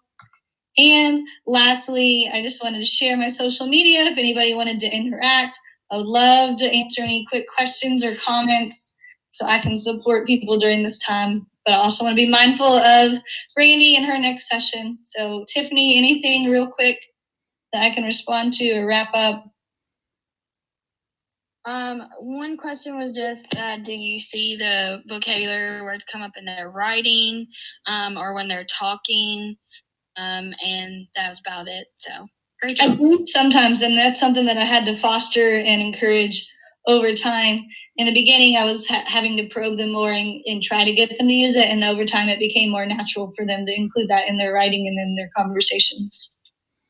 Well, thank you very much, Natalie. Thank you, Tiffany, for helping out, keeping an eye on the chat. It was good seeing you. Great presentation. And we hope teachers can take that away and get their kids doing some cool STEM things at home using the materials they have at home, or just in good STEM ideas for when they return to the classroom as well. Thank you. Definitely.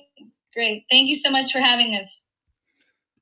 All right. I'm going to switch over now to definitely my favorite guest we've had on the JCPS Digital Learning Channel. We have Brandy Durham. She is an art teacher at Farmer Elementary. She's been a kindergarten and a first grade teacher, and now she is moved on to special area and teaching art at Farmer. The reason I wanted to have Brandy on the show is because she's a great teacher, and she went from being a great teacher to someone who had to figure out how to be a great teacher with her art students at home, even though they might not have the materials and might not have the technology to communicate. So what she did is, I was just proud of the way that she really dove in and learned how to use Screencastify, learned how to use Google Classroom, learned how to use all these technology tools in order to help her be a great art teacher during NTI. So Brandy, welcome. Great having you here. Thank you. And if you want to go ahead, you can present your screen and we will share out your presentation. And while she's pulling that up, I will let you know that her presentation is linked on the JCPS Digital Learning Training schedule. Just hover over her name and you can click on that. So if you have any questions, you can go ahead and also let her know. But she has shared her presentation. So Brandy, you're sharing your screen. So now go up to the tab. Sorry, that's okay. Go ahead, share your screen again. And now click on the tab that has your presentation on it. And now click on Present.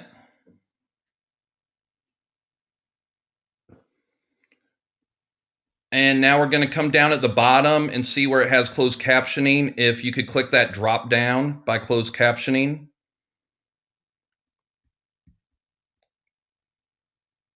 Okay, is that? And yep, go to text size and large. Okay. Large, okay. Yes. Now it might ask for permission to use your mic.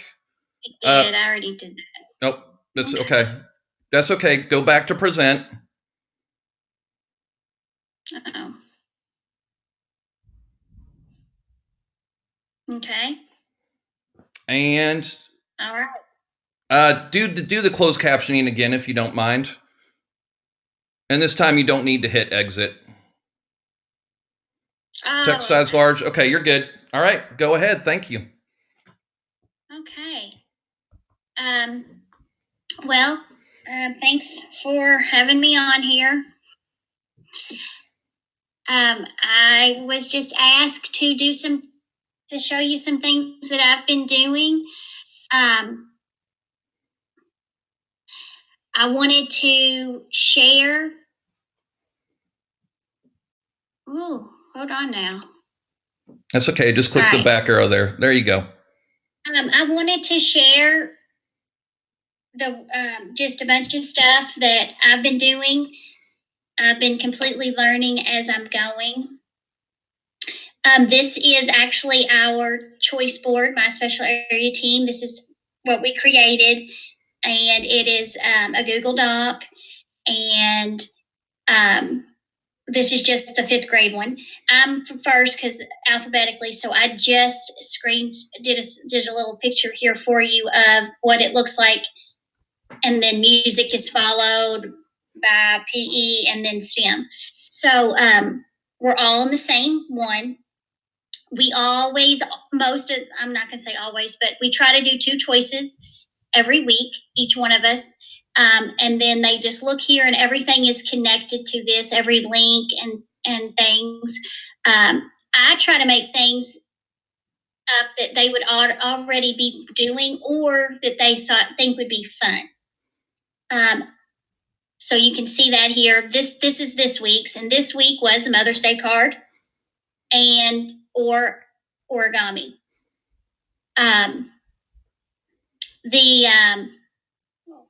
Hold on, sorry about that. There you go. The origami is just a lesson that is a video. But this is what it looks like. This right here is Need More Art, Draw with Miss Durham on Tuesdays and Wednesdays at noon. So every Tuesday and Wednesday at noon, if they click this, it'll show them. So I'm going to go and click it. I'm going to show you our choice board because I don't have all that linked up. Okay. But here's what they get. And so it says Mother's Day is May 10th. Create a card for someone. So you just need to create a card or a poster. But if you don't know what to put on your card, then I have some optional resources down here. And I made in Google Drawing. And actually, a friend of mine at Bloom taught me how to do this in Google Drawing. I didn't even know there was a Google Drawing.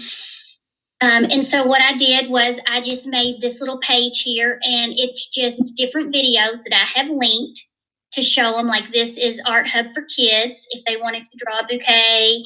This one, all these different videos that they can just click on, and it'll show them. And they're all like less than 10 minutes because some kids want to put a lot of time into their art. Some kids, they hardly want to do it. So I wanted to just give them a lot of choices, okay? Yeah, we've had conversations about that as far as how some kids, they're bored. They want to do some art. And so you're giving them lots of opportunities for that. But some other kids, they might have a parent who has limited time to work with them or limited time on a device. And they're like, kind of have to get that art done so they can move on to their reading or math. Yes, and it's hard to try to meet all those needs, but I was trying to because like this right here, here's a card, make a card. So mom's got another kid waiting for a device. She can just say, go make your Mother's Day card. But someone that has their own device and can spend some time, they might want to get on here and look at these videos. Also, I was trying to think of resources. I was trying to think of, I can't do clay because everyone doesn't have clay. So I was trying to think of things. Hopefully people have paper. Over here, this origami, it's just a quick little video. It says, click the link, watch the video. You must start with a square sheet of paper, not a rectangle. And here is how to make it. I think it's a 3-minute video. But then down here, I actually included a paper copy of directions in case, let's say that, their family mom was doing this at night, getting everything ready for them the next day. She could actually print this out and then they can make it while someone else is on their device. So I was just trying to be mindful of all those things. Hopefully I was. It's great that we always talk about, differentiated learning. And so you actually, in planning your lessons, you have it for the kid who really wants to go far with their art. and then some for the kid who might not even have a device or the time or the materials. So it's great that you plan for that full spectrum of students. Right. And then here, I was going to talk about this later, but I'll just talk about it right now. This is every time they see the paint palette, then they click it and it shows them what they will draw with me this week if they tune in to Draw with Ms. Stern. And every week it changes. This week is heavily on Mother's Day because obviously Mother's Day is this week. So today we drew this, and yesterday we drew that. And I'm averaging like 20 people now. The first time I did this, I had 3. So more people are coming. And as a spectator, it's been really enjoyable to watch you do your Draw with Miss Derm. Those kids are pumped to see you and do art with their art teacher. I mean, they get really excited. I've seen them show you their pets, show you what they've been working on. Like, they are just so happy to still have that contact with Mrs. Derm. Or the people are the ones that really want to do art all the time, and that's kind of why I did it. I also do it with my art club, and we do a separate special drawing that's more difficult, but not too difficult. But they think it, make them feel special. So I did want to show you. So I was having trouble getting people to come because it was just on this choice board. So I did make like this little advertisement, put it in the newsletter, sent it to all the teachers, trying to explain to people, hey, look, you click the paint palette and then it'll show you what you're drawing. And that has been helpful. I have been getting more people. So that was the draw with me. Let's keep going here. Also, I wanted to give you some lessons, some ideas. One idea actually came from the principal wanted teachers to encourage people to do posters for essential workers and post them on Twitter. So I said, hey, that I could do that. Could be a lesson. So that was the week that I did not have 2 choices. They only had 1 choice in K through 3. And then here's that lesson. So it was on the choice board like I showed you. Then when they clicked the link, this is what they came to. And it just showed them like it says, get inspired before you begin, click below. Well, this link right here was like a little video. Hey, Brandy, would you mind clicking the square up by the X to go full screen with that window? Sorry. That's okay. Okay. So this is just a little video to get them inspired. It's like from YouTube to show them, it's other people in the world doing this, because this kind of became a little movement here. So, I wanted them to see that. And then I asked them to design the poster thinking of an essential worker. And I didn't want to just limit it to hospital workers. I wanted it to be all essential workers. And I told them to post a video, have their parent help them, putting the hashtag We Are JCPS at Home and hashtag Farmer Art Cares. And then I gave them like the different Twitter things. And then for the people that just never know what to draw, I gave them some more resources if they need it. So this is like 5-minute video, how to draw a nurse, how to draw healthcare heroes. Like, here's a doctor. I just wanted to give them different things. Here's a cashier, how to draw it step by step. And some of them did. Now, I was trying to think, okay, well, what if, since I didn't give them 2 choices, what if they have no materials or they don't have a poster? Like, it didn't have to be a poster, but, use paper. This right here, no supplies, no problem. Here was actually a link that we use at school. And so most of them know how to do it 2nd through 5th grade. And it's toy theater. And so you click the toy theater, then you click art, then you go to my room right here, and you can make different things. So I'll show you real quick just to. So again, and these are great ideas, even if you're not an art teacher. Just the fact that you've actually this is what teachers have had to deal with during NTI. It's like, okay, well, what if my student doesn't have a device? What if my student doesn't have the materials? What if my student doesn't have the help or the time? And you've actually scaffolded each lesson with choice. It's like, if you don't know what to draw, here's some pointers. If you don't have supplies, here's something else you can do, which is great. You're really keeping in mind that not everybody's in the same situation. Thanks. Well, this is how you work this. It's little stamps. They call them stickers, I guess. You can enlarge them. You can change your backgrounds. You can add letters like, thank you. And you can move them around. So I wanted them to be able to create a poster if they could. And I got a couple of these. So that was a lesson that seemed to be very successful. And I shared that with a couple of my art teacher friends, and I think they may have done that too. Another idea that I'm really excited about is next week we're going to do interactive sidewalk chalk. I totally got that from Pinterest. And what we're doing is we are creating art on the sidewalk with sidewalk chalk that we can be in. Because I usually do an interactive piece of art for the hallway around this time for our art show. Of course, we're not having that. But it says, click the picture below for ideas and designs on and a homemade sidewalk chalk recipe. Because I was worried, hey, what if they don't have sidewalk chalk? So here are some ideas for them. And if they can make up their own if they want. And I create a sidewalk chalk design that you can be a part of. It makes great art and promotes art in your neighborhood. Your design could have neighbors lining up to get their pictures taken with, I better fix that, with your art. So that's great. So you actually if you have sidewalk chalk, great. If you don't, here's how you can make sidewalk paint. Yeah. And again, this is all optional.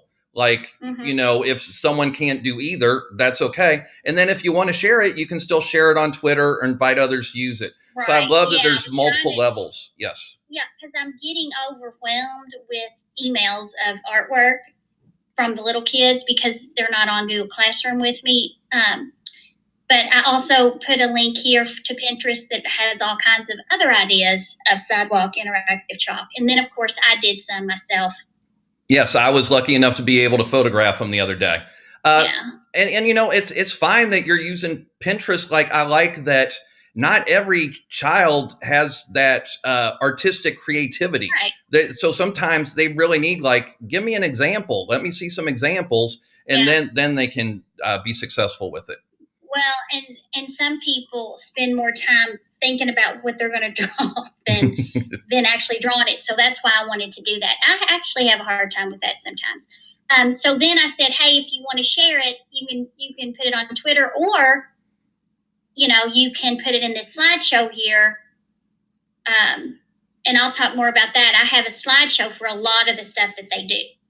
So here's their second choice. Now this I think is fourth grade and fifth grade, this whole entire NTI month have been working on shading. And so they did, just the value scale, and then they did maybe some shapes, and then they did an apple last week, and now they're working their way up to an eye.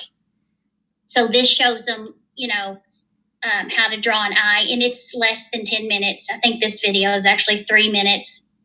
And then I said, hey, put it in the slideshow. So I was going to show you this slideshow since we've already had this lesson. Some people have already done it. And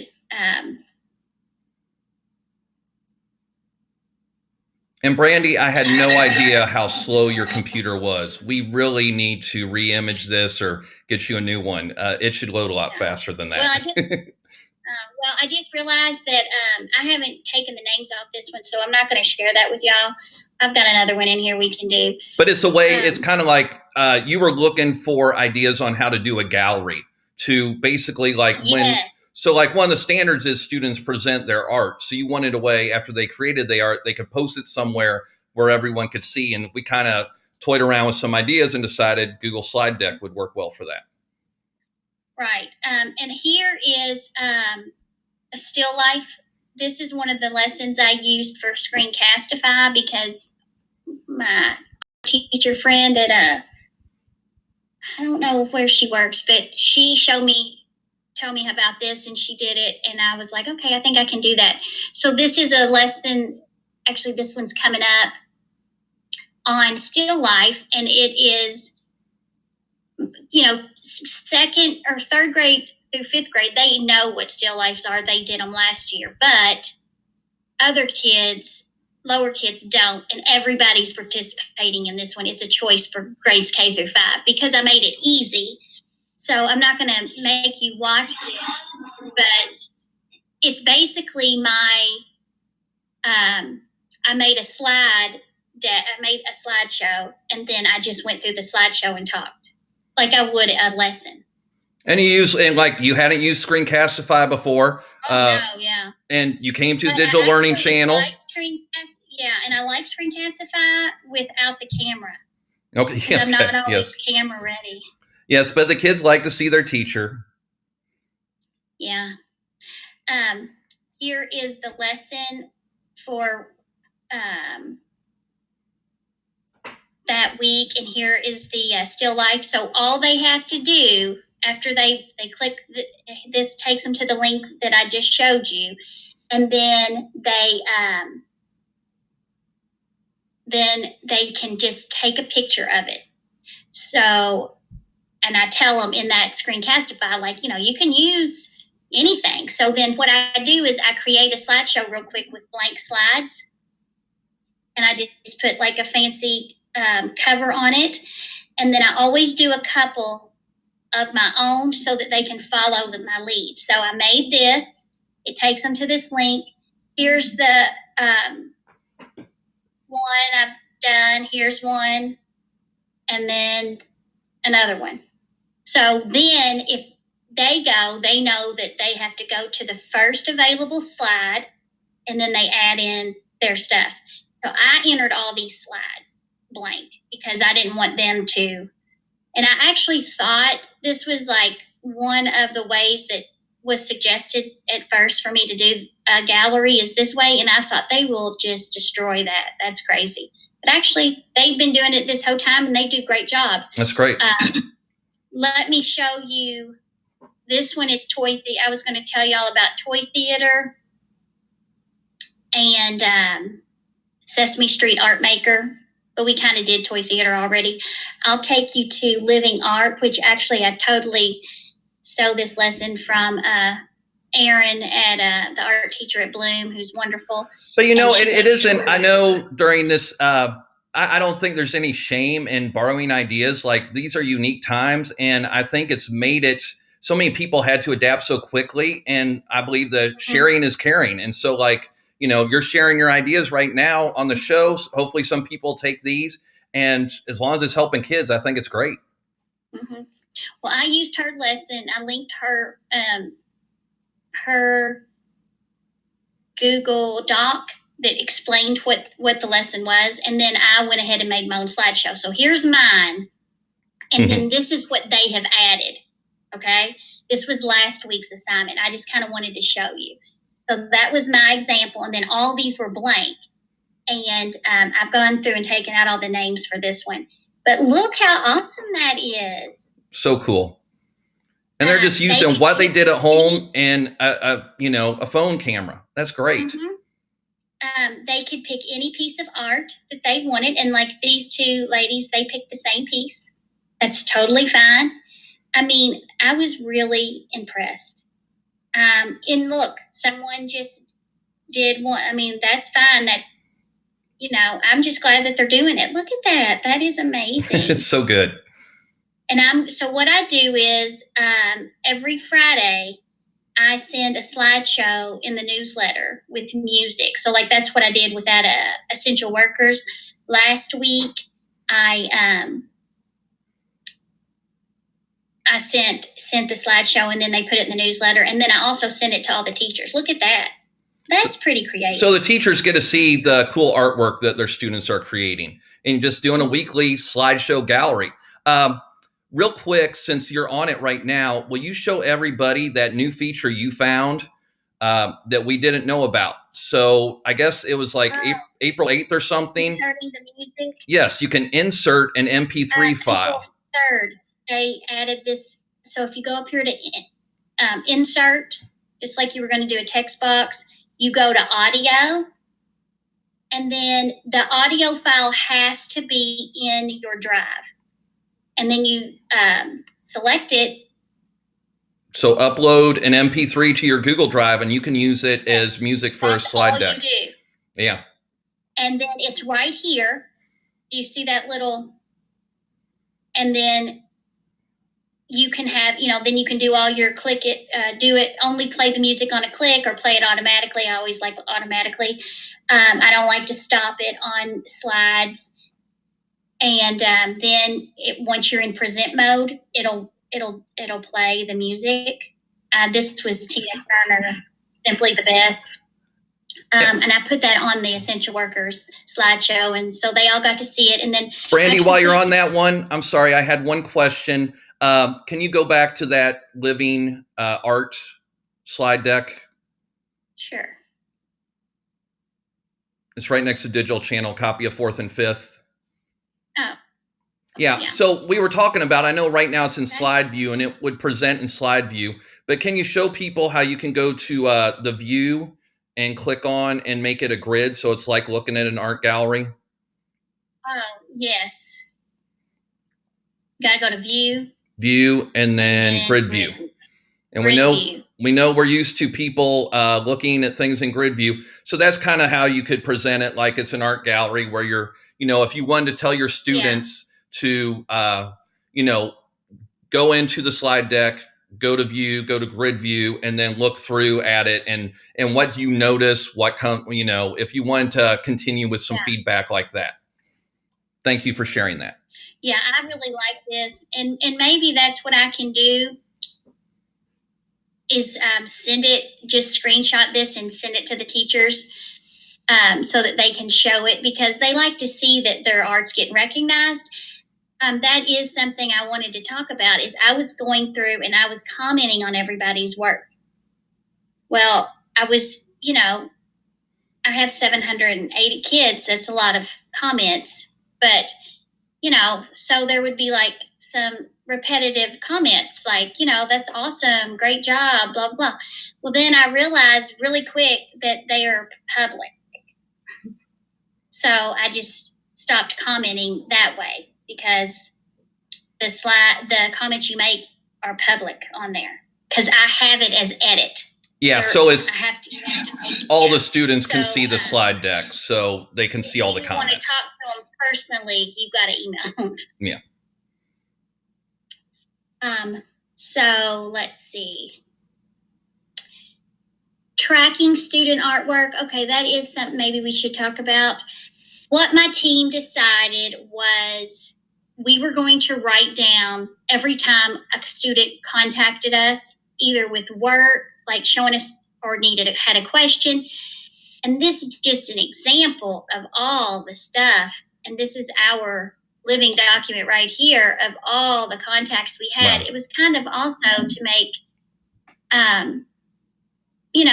our job look important, because sometimes special area gets thought of as just, not really doing anything. You are important. The things you're doing with your students might be the highlight of their day, many days. Exactly. But look at this. This is still going. Wow. So Brandy, if you could real quick go back to your newsletter, I wanted you to show that thing that Jessica does with the word generator. Oh, okay. Yeah. Let me show you this first. It might be on here. There's a link at the top of our, after they do all of their,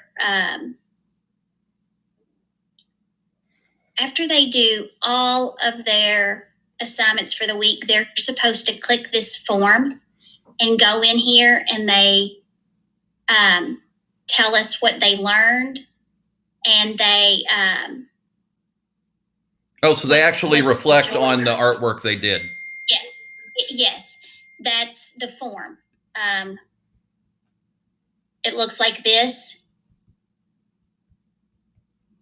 And so they're supposed to check it, or check the choices that they did and tell us what they liked. It's supposed to be really fast and easy, but then that lets us know how many people are doing the work. What I found is they're not doing it because look, there's only 66 kids that have responded last week, and we have, or maybe that's this week. No, it was last week, and we have 125 in every grade level.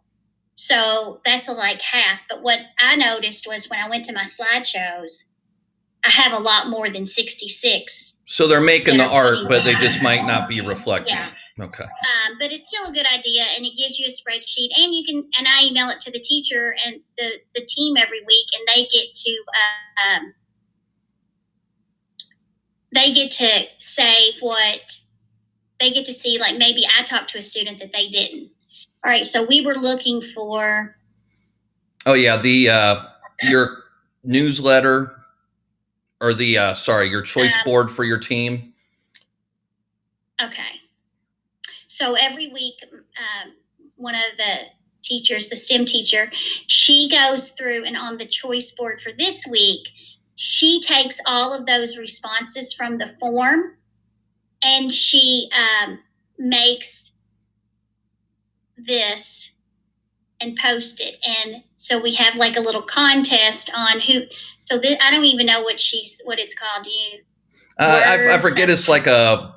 Maybe someone in the chat knows. It's like a word art generator, but yeah, you basically put in the form and it finds the most frequently used words. So the bigger the word, the more it occurred in the forms. So art is always really big. So liked art, good job. But music and STEM did really good this week too. And then fun, that's great. And always liked is good. But you can just tell that they, like, obviously they did a scavenger hunt with somebody. They really liked that. They did code. So it has to be on there a lot or it won't even show up on here. So yeah, that's cool. Is there anything else? No, I think you did a great job. You shared lots of good art ideas, and I just like your whole approach to NTI, the way that you provide choice, and you're very conscientious of what the students might be able to do, what they might want to do, what they might have time to do. And I love that you use that in your planning of lessons. And I just love having you on here because I'm so proud of watching you grow in your digital agility to be able to do this so well with your students. Well, it wasn't always like that, right? It wasn't always like that, but you grew. You've grown so much over these last couple of weeks. Yes. I was going to just, do Art Hub with kids, leave me alone. We're in a pandemic. But then, I started talking to my art teacher friends, and they were much more advanced than me. So I learned about Screencastify through them and that art Google drawing. And I realized, okay, I need to step up my game here. And then once I started doing it, I got better. But yes, there was one day that ended in tears. First week. I wouldn't doubt that if every teacher has had one day in tears during NTI, but I'm proud of you. That's great work. Thank you for sharing. We appreciate it. You're welcome. All right, everybody. Well, Thanks for having me. Sure. And Brandy will be back next week, next Wednesday, same time. And then we will get one of these posted for on-demand viewing on the JCPS Digital Learning channel. But thank you to everybody joining us today. That is it for our live programming, but we still do have lots of on-demand programming you're able to watch. Thank you very much, and we will see you tomorrow.